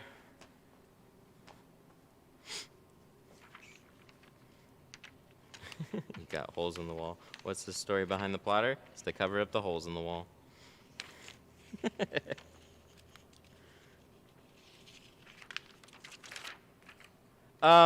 So Plotter Depot reached out and was like, hey, do you want to try a plotter? And I was like, I don't know, maybe. And then they started talking up the film cut software. And from what I hear from the film cut software is it's one of the few companies that actually do stuff in-house. And that's the only way I think you can have real quality control over your patterns. It's like you literally have to get the car, cut them out, scan them, and then you print them out and double check them on the car. Do you think it's the thickness of the film? Well, I'll know more with using it a little bit more. My gut feeling is like, what I would normally, the usual problem is it's just I didn't center it on the roll, like there's the roll. So the roll can telescope on you a little bit, and I just didn't do a good job of lining that up. Hopefully it's not just the rollers. I don't think it's material thickness. I think it's one of those touchy little things. I'm trying to get this as close to the glass aid as I can. But anyways, so they sent that sucker over, and we've been playing around with it because this is a hugely interesting topic to a lot of people. And I've gone on and on and on and on and on and on and on and on about why I dislike plotters. And I'm pretty objective about it. There's reasons to use them, there's reasons to not use them. If you're gonna be extra particular, you're gonna have to cut all your top edges anyways. If you're in a high production shop and they just need to get cars moving, you're not gonna worry so much. Like those little things, it's you know, as long as all your gaps are covered, you're fine. Most of the time. Like you might have somebody come back and go, what is that top edge? And you're like, oh, I'm sorry, hang on, let me redo it for you. But like that's what happened, right? You're kind of counting on people just being okay with okay, unless you're taking care of some of those like fine little issues there. And there are times where the plotter can get a good top edge. It's just you don't know until each one of those patterns are on the car and you've tinted it a couple of times. You're just kind of like, okay, yeah, these patterns work, these patterns aren't so good. And then you have to kind of compensate for them.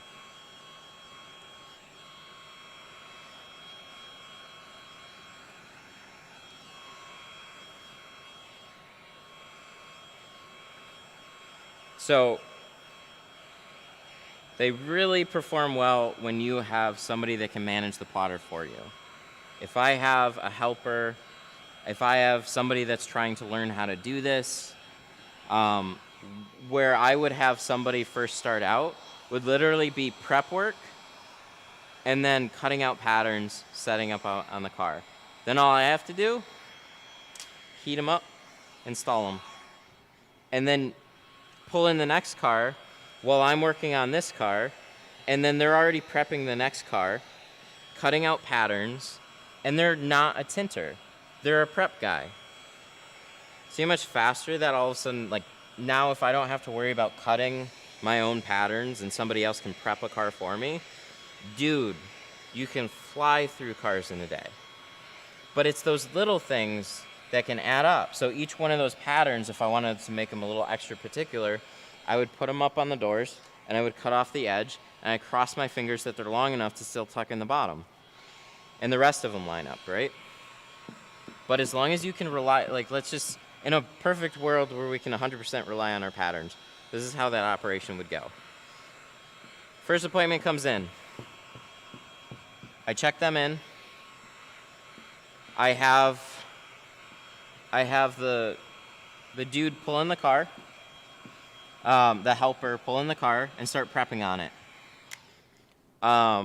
He's basically scrapes the windows, like rolls the windows down, tapes it, scrapes them, puts some covers over it. Then he goes over, starts cutting out patterns. I'm sitting in the background, I'm sipping on coffee, that's what I'm doing. I'm just waking up in the morning, checking in another customer or whatever, right? I'm dealing with other business stuff. And coffee, definitely coffee. Coffee is really important. And then when that's ready, I go to the car, I start putting on all the patterns, and then the other customer walks in the door, and then he then pulls in that car and then starts prepping it. So he does the same thing, tape, cleaning, set it all up, cut the patterns off, get them on the car. So by the time I'm finishing up with this one, that other one is already set in another bay, ready to get installed. And then I'm just hopping from installing this one to installing that one, back to installing this one, you know what I mean? And then that train just keeps moving. It'll save you so much time. But if you get a plotter for yourself, I have to go cut the patterns, I have to weed them, I have to clean, I have to do all this other stuff. So the only thing that the plotter really helped is save a little bit of time on cutting out harder windows, like trucks and stuff. And like you can tint faster with having everything pre-cut, but like you still got to do a lot of the other work too. So as soon as you can have kind of like a lower skilled person brought in to help with all that extra stuff, and like, you know, how long would you spend teaching them how to cut out good patterns? Well, now you got a machine, and you just teach them how to run the machine. So with relatively low risk, you can bring in extra help that'll help you really speed up your business a lot, very quickly. So they're great machines for that. But again, if you run into windows all the time that just aren't matching up, well, then you're wasting film and you're wasting time, because now I gotta go cut those out anyways.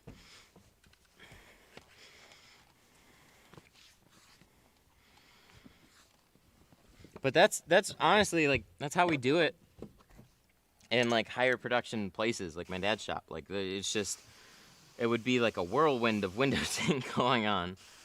Somebody's cutting out on a plotter, prepping the cars, bringing it in, and like the main skilled person, the tinter doesn't have to work. Like, the tinter should only worry about tinting the car. That's the main thing. That's what they're most useful at. Somebody else can pull out the car. Somebody else can do this. Somebody else can do that. If I got to worry about all those little things, it adds up. So right now, with the way I run this thing, yeah, I waste a lot of time talking to people, pulling cars in and out, prepping everything, going live, like all that. That's stuff that counts against me, except live streaming. That's fun. But that's all stuff that, like, the thing that I'm most skilled at is like getting film on the glass, shrinking, getting film on the glass, tinting the car. Everything else that you can hire somebody to do, it's in your best interest if you can pull in enough work to hire somebody else to handle that type of stuff. And then work on training somebody in the background to then also tint cars. But you kind of want to make it like a small team effort, so you don't always have to worry about everything. But in a situation like this, I'm a one-man show. I have to worry about everything because I have to do everything. Nobody else is going to do it. There's nobody here to do it. So I'd probably start hiring somebody for a position like that as I can bring in more work and I know that I can cover that, because otherwise it's like I'm having them prep a car, and that's like, it's something that I could have just done myself because there's enough time in the day to do it. But I'm also kind of in a bit of a pickle because I stream a lot of stuff. So unless I want to become like a full tint shop anyways, there's just other stuff that I gotta worry about. Why did I do that? I'll keep doing that.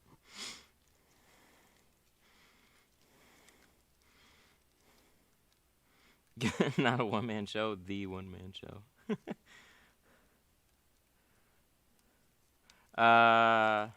Wagner heat guns are the best. They're handy, man. I think it's the best heat gun for the money. I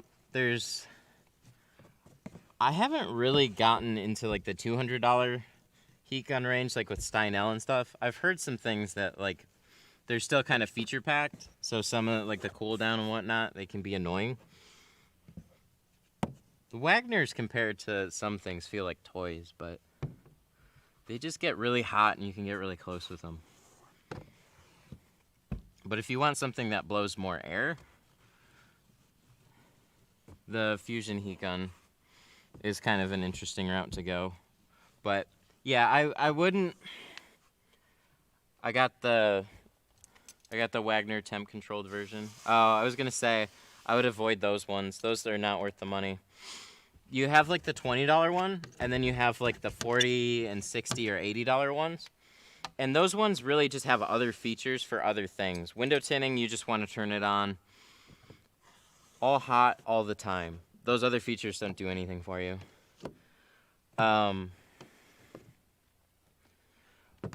But I think you got to go to a whole different company if you want something that's maybe a little hotter and more reliable at a higher price point. Wagner's not it.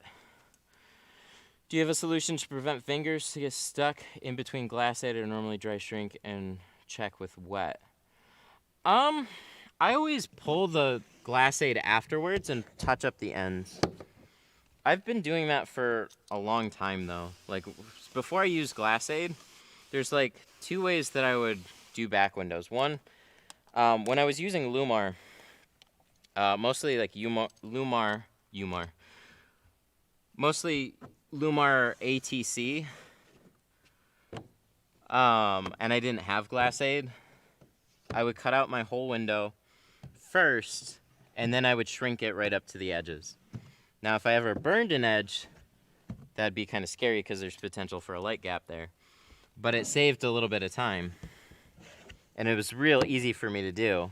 So with a good shrinking film, it's no problem to do things that way. The safer way to do it is leave excess material, shrink it all, cut it, and then after you cut it, I'd always go over the edges a little bit because you're cutting off like relief points. So like where some of this material up here was part of my shrink, I just cut it off. So I want to shrink these edges back down to make sure that they all lay straight.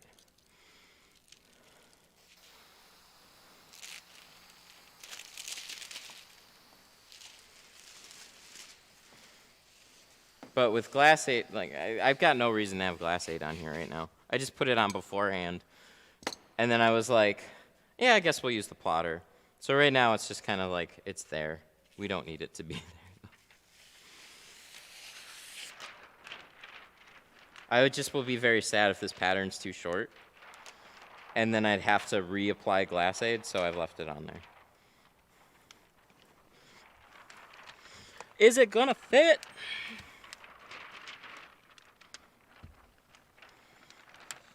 That's the question. That's what everybody tuned in for. Is this random pattern on this random software, on this random car, gonna work out in the end to make his day slightly easier than it was before? And if it does, he will talk positively about it, and if it doesn't, he will talk negatively about it. Looks good. I think that looks great. It looks like all the edges are covered. I don't see any white.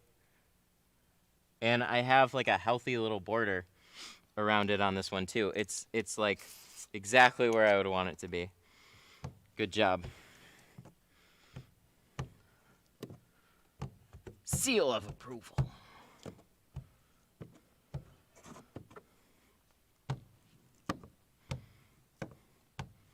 When I'm working on a back window, like I forget that this headset has a little fan on it. I can hear the little fan going.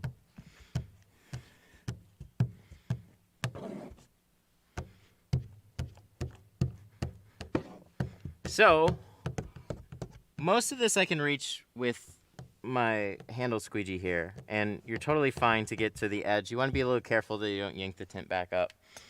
But in most cases, you got one or two options for the sides, and that is where I'm going to use either a stroke doctor, nice, or I'm going to use the side swipe, also nice. Where I would use like the tail fin would be when you have a much tighter deck lid, and you really need to get this in there, then you're good like that. It's mostly for corners. And also, you can get it behind some tighter third brake lights, so it will be helpful for that too. But for most brake lights, we use the good old bulldozer. This is a must-have. If you don't have this, there's been many cars that I have panicked about if I can't find my bulldozer. Like one time it was hiding in my toolbox, and I had to actually cut around the entire third brake light because I didn't have it. And I'm like, I got no other way to do it. And then as I was packing up, I found my bulldozer, and I'm like, what the hell?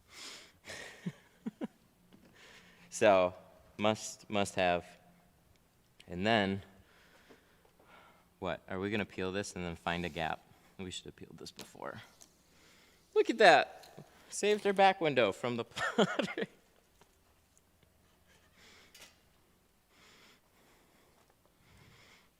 Didn't have to cut a dang thing on it.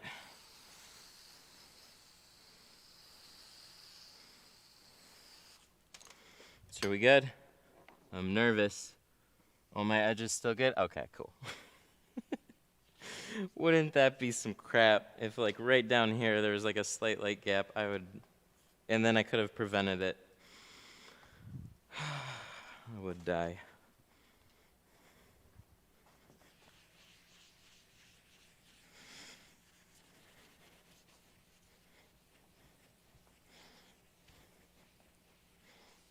Thank you. I appreciate it. So we got some quarters to do. You all know how exciting that is. But let's see how this looks.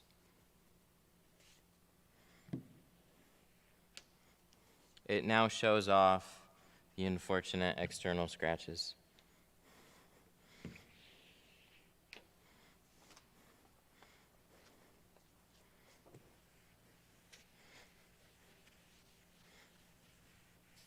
I do know how to fix that. So after you tint a window, there's lots of water spots afterwards, stuff that you just can't do anything about.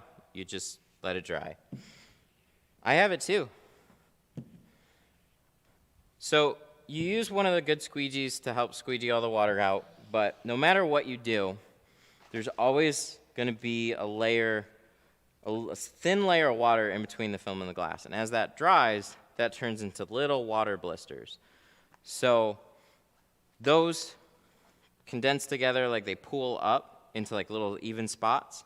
And then by the end of the day, on a warm day, they mostly should be gone. But like, you know, that's where you always hear, give it 2, 3, 4, a week before you roll your windows down.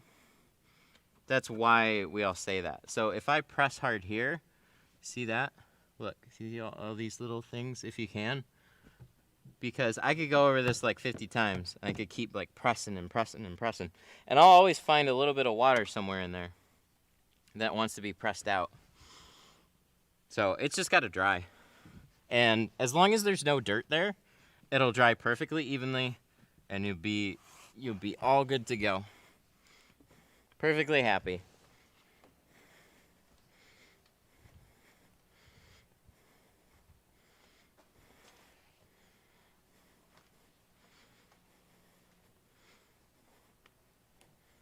Good deal. Okay, so we got to do some quarters now. Gonna magically peel these.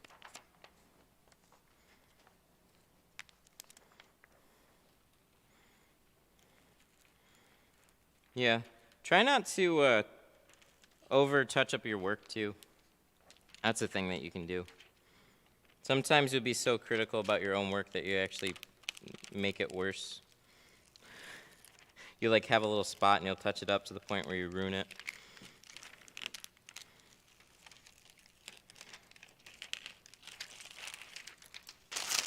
There we go. We got some quarters.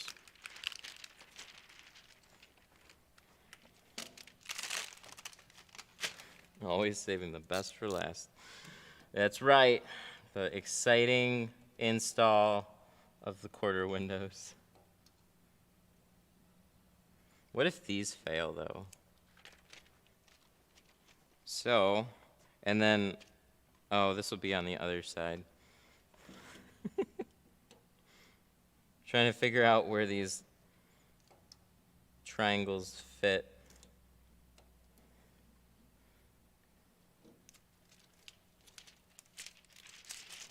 Is the non-scratch blue sponge?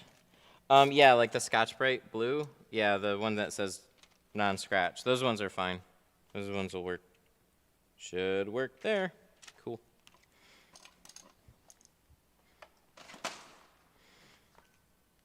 I know how to do a thing.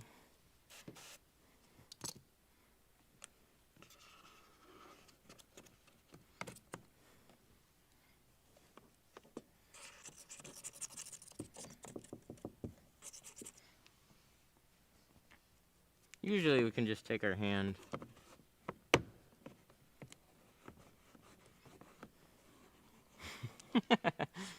Are you still using the wrong tip on the plotter?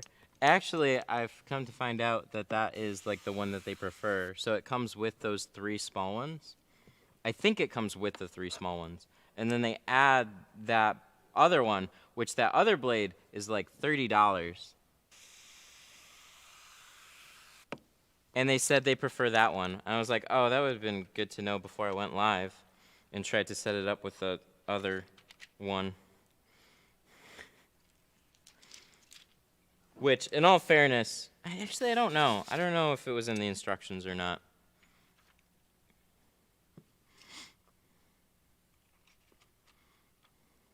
L to the inside. Whoever did these patterns, good job. They made them a little bit wider, like, because you got room to work with.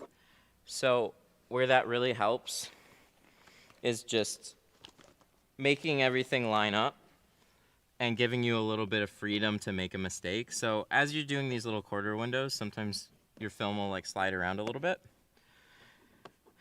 If you have to make sure it's like exactly where it's like all the edges line up, like almost exact, just a teeny tiny border, it'll shift around just a little bit and it'll suck. It'll just make it harder to get in place. So you want a nice little border so that pattern can wiggle a little bit and you don't have to risk a light gap. Sell me some pre-cut quarters for my Impreza. Yeah, especially for an Impreza. It's like, I don't care about the other ones, but the quarter windows, I hear ya. I hear ya on that one. On my Impreza. Yep, I would definitely cut those ones out. I did it on my van. What if the customer asked you to tint just the small quarter windows and that's it? I'd do it, but I'd roll my eyes a lot. Like, really? Yeah, it's whatever the client wants to get. It's like you'll have your own personal opinions, but for the most part, it's like shades are so objective. It's like whatever they're looking for. I'm just trying to figure that out. But yeah, every once in a while you get little oddball ones. I think one of the weirdest ones for me, like, and this isn't that abnormal, I just hardly ever get it, was like, yeah, do limo on the front doors, and they only had 20% on the back. And it's like, okay, so you want a clear windshield, you want limo front doors, and then you want to leave your back lighter. That just feels annoying. It's like, yeah, I just want darker front doors. And it's like, I get it. Do you want to darken the back? How much? Oh, no, just do the front. I'm like, okay.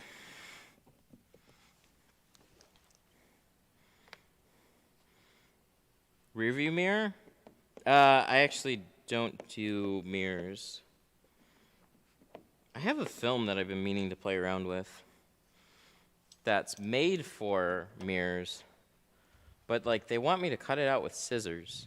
So like the hardest part would just be getting a template. If I could reliably get a template without risking scoring your mirrors, because I'm like, there's glass here, but some glass cuts really, really easily. And I've tried to cut on mirrors before, and I've put little cuts in them. So I'm not confident that I wouldn't have a scratch somewhere that you wouldn't like. Is a garden sprayer a good enough tool? What do you recommend for a hand sprayer? Yeah, there's a few. So the little pumps, garden sprayers, they'll work just fine. Like they'll get the job done. Like I have one sitting here that, oh, actually I got two. Ooh, this is a good example. Okay, so they sell little pump sprayers. You can use the Zepp sprayers. Those are super popular too. Those are like the trigger sprayers. So these are a couple of pump sprayers. I only have adhesive remover in here right now. And this was like $5 from Walmart. This one's not good. Just get a different one. So this one, like, it's kind of all over the place. And it constantly loses pressure, so this one's just maybe a little defective. This is kind of like the upgrade for window tinters, I guess. This is the Poly 2s. You'll see, like, old videos. I have these. These things are great little trigger sprayers. I just don't like having to do this all the time, and then, like, you don't get as good of a spray. So when you have 90 PSI, I think we're probably down to like 60, 70 right now. This will be way stronger at 90. I mean, and you just have constant spray. So like, if you have the money, why wouldn't you do something like this? Something like this, though, it's like you can still get a good spray, but you have to fill these up a lot, and they're just, you're always, just, every window, I gotta fucking, I'm so over that. But I used those for a number of years because tanks weren't really a thing. So I used poly sprayers for a very long time. I like the poly sprayer the best. I tried like the Pump Juniors. I tried some of the other ones. I like the Poly 2s the best. But you can find like, there's the HDX brand at like Home Depot. Like they'll all get the job done and they'll save you some money and then you can save up and buy something better. I don't know. But like there's reasons why you're gonna want something a little bit better, but you can definitely use them. We could get people to mention whatever sprayers that they're using in the Facebook group too. I think that would be a pretty cool. Some people are mentioning them in chat. Maybe we could start a thread on the Facebook group where people that are using something other than a tint keg, like what are they using and what do they recommend? Not like a tank sprayer, but like trigger sprayer versus pump sprayers, like what works the best, because I don't know. I haven't bought every single one of them, and we can kind of crowdsource and figure out what people like the best. You know, 10, 15, 20 bucks, figure out what most people are using. Because there's a lot of old school tinters too that really like trigger sprayers. I don't like them at all, but there's a lot of guys that still like them, so there's still even merit for those. Ooh, I'll do that. What time is it? It's 1? Okay, cool. Canon. Okay. Let me start that actually. That sounds like a helpful thing. Can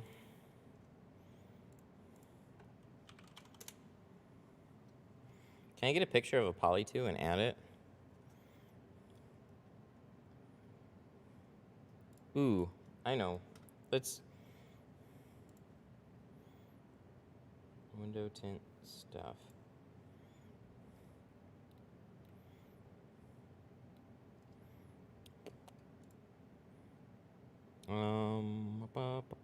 Pin to featured.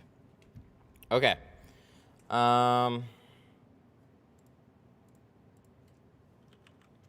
So what I'm gonna do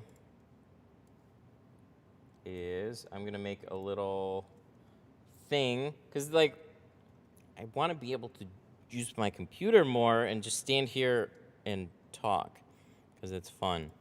Okay, so pump. Hey, look at that! It even popped up with pump.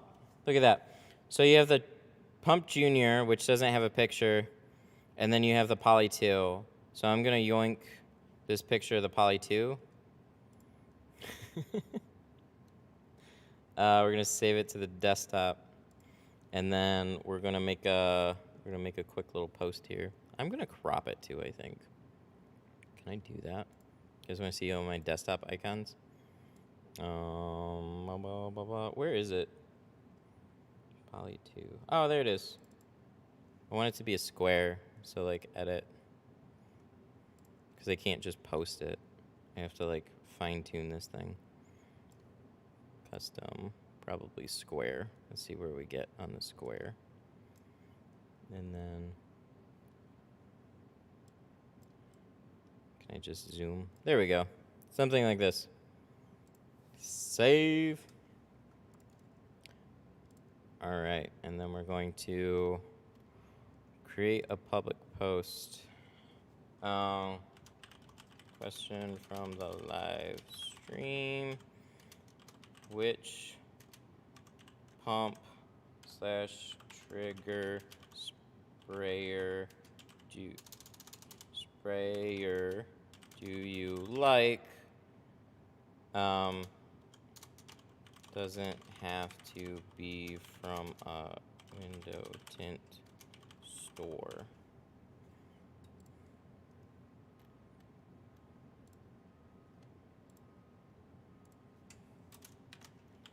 Thanks to Sun Distributing for donating the picture.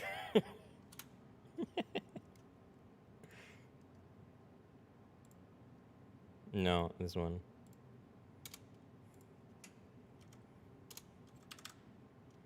Okay. So this one, question of the... Oh. I like the poly... Wow, I can't type. Poly 2 the best. I like the poly 2 the best. Okay.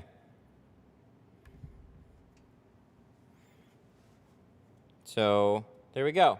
So we're gonna link this here. How do I gotta like, there's a copy link. Okay, that's what we need. So here you guys go. If you want to throw in your 2 cents, you can go to that massive link. And what it should do is tell you, or take you to the post. We could not update your video. Okay. And then you can contribute whatever pump spray or whatever that you like the best. I don't know. I just thought it was a fun thing to do. Maybe I'll forget about doing this in the future. But it's a good topic. It's like, so if there's anything kind of like out of the blue that you wouldn't think from like a non-tint store that you recommend, that's kind of what I'd like to hear too. But I like the poly 2s.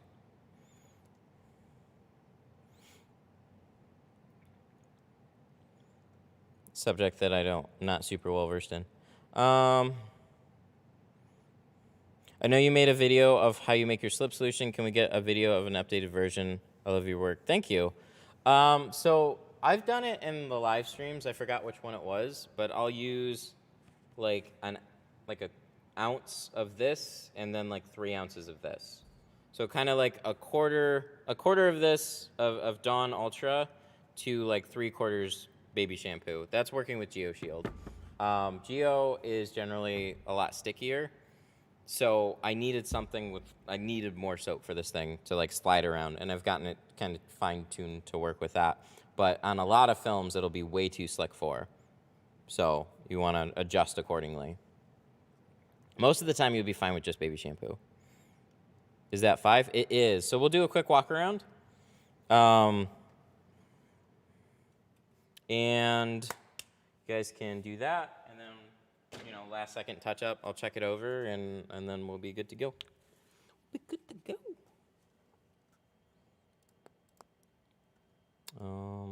Where's this guy right here.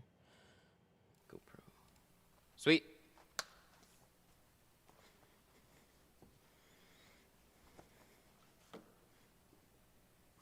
Yeah, so see all this? We get, like, if we get real close, which is something that I don't know how well the camera shows stuff like this, but when you get real close, you should be able to see, especially under this lighting, like streaks, little water blisters.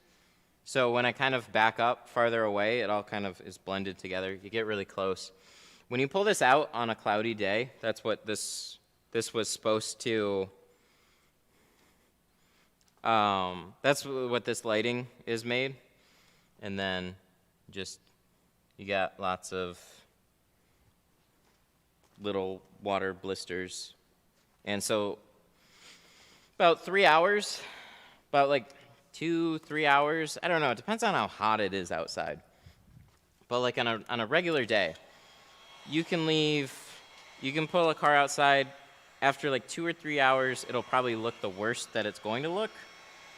And that can make some people kind of panic. That's where all the water kind of condenses together and starts to look like little blisters. And you're like, oh my God, I got so many bubbles in my tint. So like when people come to pick up their vehicles and it's been sitting out there for a little bit, and then they don't talk to me first and they just look around the car, that's where it's like, hey, yeah, there's something I wanted to show you on my car. It looks really weird. And it's like, then you have to be like, okay, don't panic. Totally normal.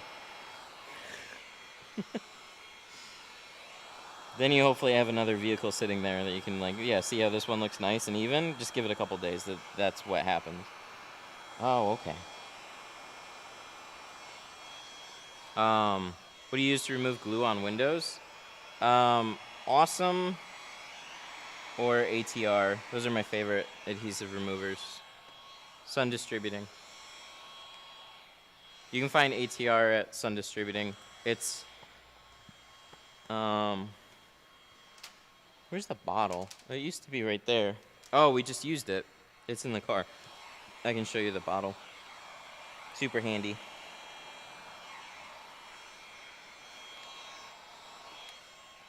So yeah, your main concern is getting the film off. You get the film off and spray ATR on it, the glue just melts away.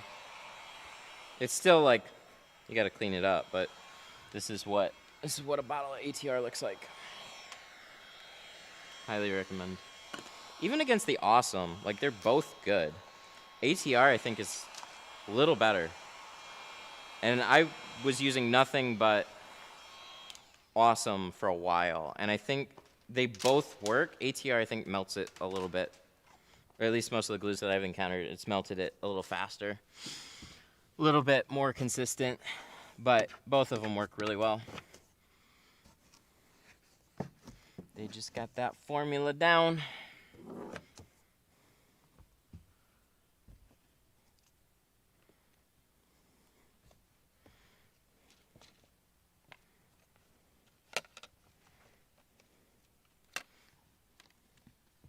Okay, so let's pull all this out and then put the headrest back.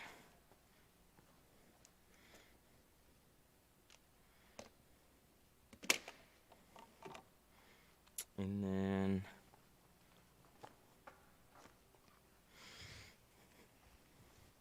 we'll keep something to wipe all this down. Check everything over. My bulldozer always rips the film. Is it on the backstroke? Because there's an easy way to kind of adjust it so you don't rip up the film. It's either there's dirt underneath the film or you're dragging it back the wrong way. These are good timed questions. I'm very proud of you guys today. So with a bulldozer, while we're wrapping this up, what you do is you go straight down, right? But then your hand is already here. So if you just yank it back up, there's this lip and you'll rip the film back up. So what you want to do is chill, press everything down like this, and then let go. Just train yourself to kind of like let go, and you push the bulldozer up closer to the glass, and then it'll kind of like release from the very bottom. So if you just do this, you're gonna yank it back up, and then it'll come right out of most back windows like that. So, pro bulldozer tip right there. I've definitely destroyed a back glass or two for that.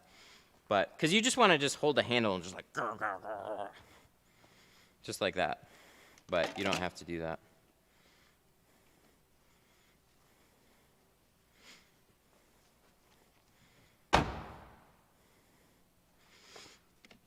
How long does a bulldozer last? Ooh, I could probably use the same bulldozer like all year. How about the behind the brake light? Dang. Okay, so I'll use mine maybe a little bit differently than some too. Oh, security feature. All right. Poorly timed question. Anyways, so it's about the angle of the dangle. That's exactly right. So you can go straight down, or what you'll see me do too is sweep it at an angle. So I don't like to just go straight down with the bulldozers behind a third brake light. I like to try and sweep this way. So I'll put one hand here and the other here, and then like that, and then kind of coast it out like that way. So all this, if I'm pressing it out, I'm getting to a point where I'm getting towards the edge and I'm already starting to like pull it out. Same thing with this. I'll sweep like, and then all the way down, and I'll get past the brake light before I remove it. So the reason why actually on a good amount of windows, why I've kind of shied away from just pushing straight down is I think at an angle, you're kind of sweeping out more water evenly. And then if you push straight down, it's kind of like knocking air off the defroster line, or it has the potential to. So I've actually like kind of swept air bubbles like straight down, and then it's kind of gone more evenly when I work it this way, because then they start following the defroster lines like that.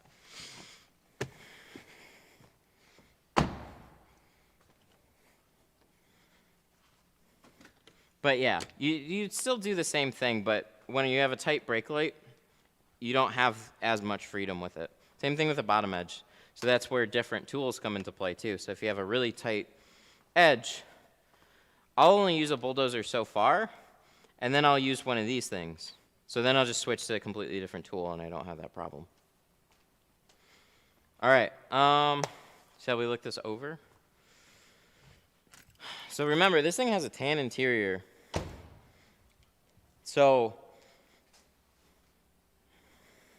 I can't see the seats. Should do the windshield though.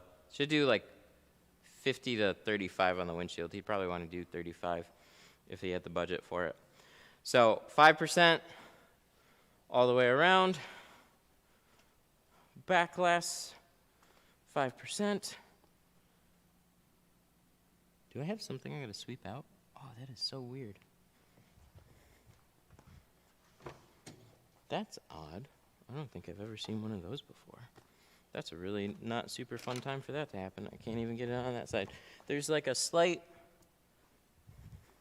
just noticed it, like a slight finger in a bad spot.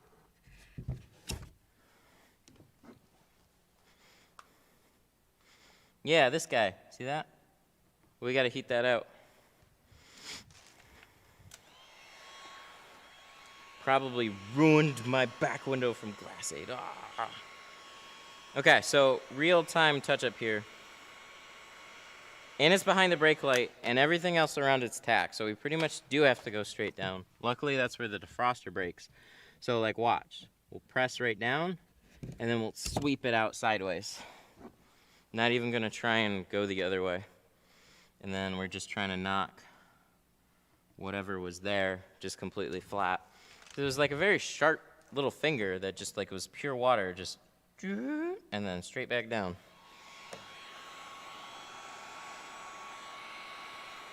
Look at that. This is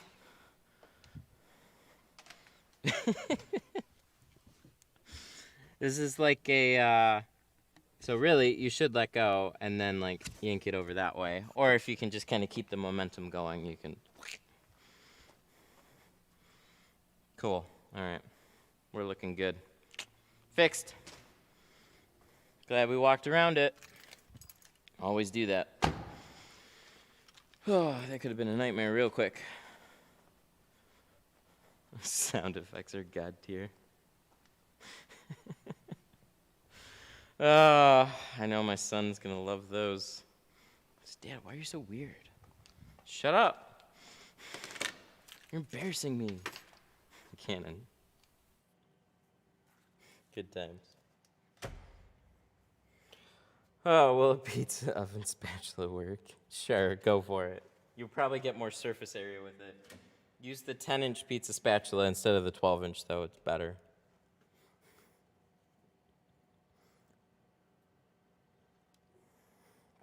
Alrighty.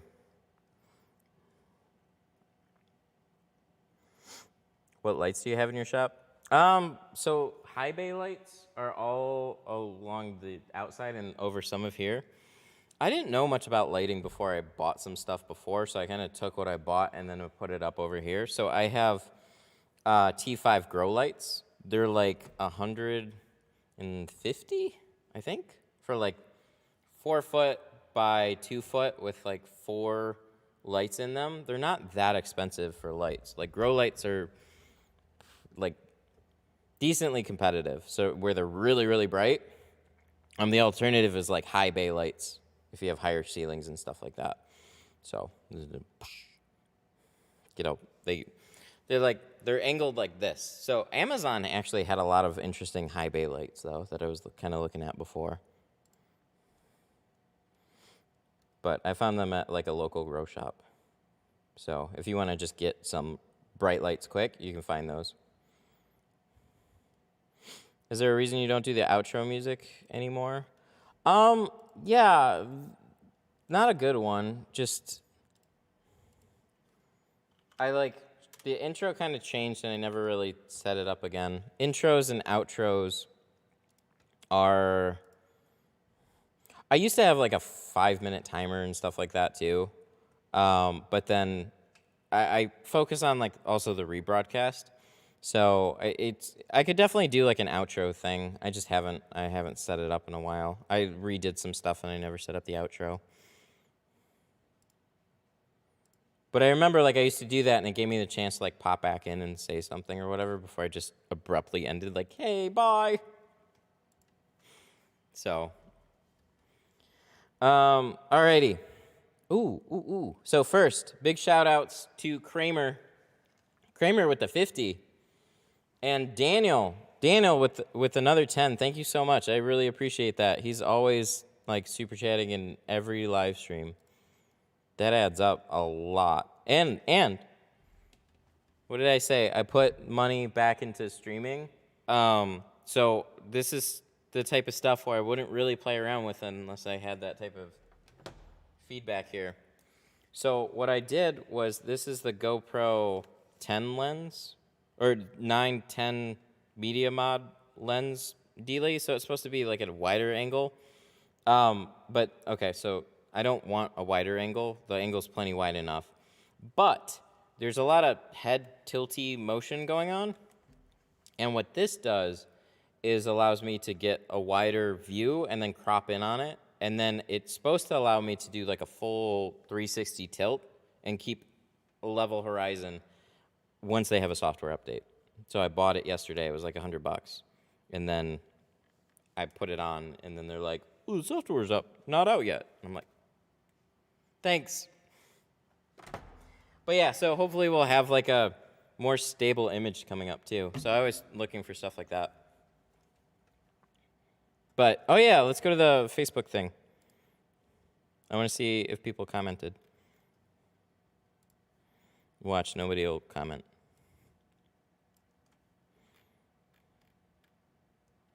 Oh, there's 7.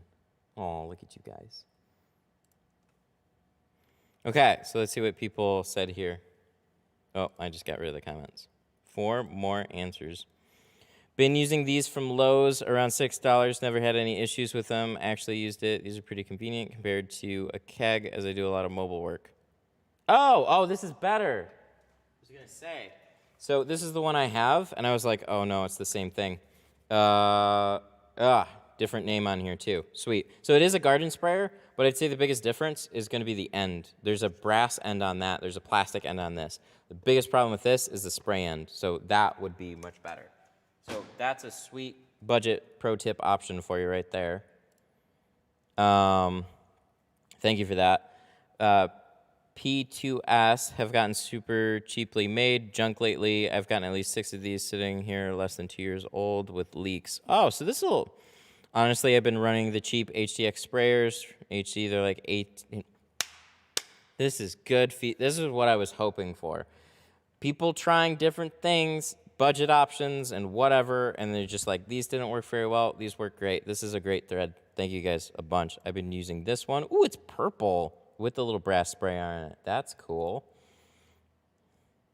Haven't used mine in years. Got spider webs on it. It's the Poly 2. I love the Poly 2s. It probably still works, though. They can, with a lot of use, though, they'll break down for sure. So we see you can find cheap ones just with brass ends. That'll be really helpful. So, again, this thread here, if you have something to contribute or you're wondering about helpful sprayer or whatever, stuff like that, that's a man, I should do this more often. That's really, really cool. Thank you, guys. And with that, should we end here? I told him about 3 hours. I gotta cash this guy out and get some other stuff done today. But it's over on the... You skipped my comment. Oh, no! Oh, no. I've been using... Oh, this one? I'm assuming... Where'd my chat window go? B711HD translates into... I'm guessing Brian. Is that the one? I've been using Walmart Green one. Never had issues with it, besides I put too much pressure when it opens the cap. There was no picture, so I skipped by it. What was the name of the lights? Well, that's just completely unrelated. Hopefully I got it.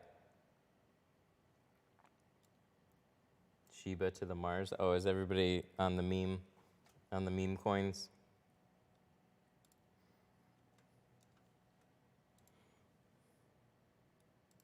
I got it.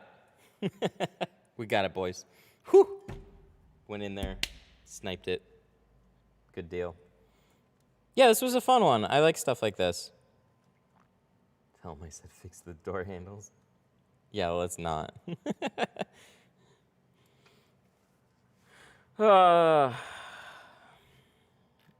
Let's see, where are my comments? Oh, there they are.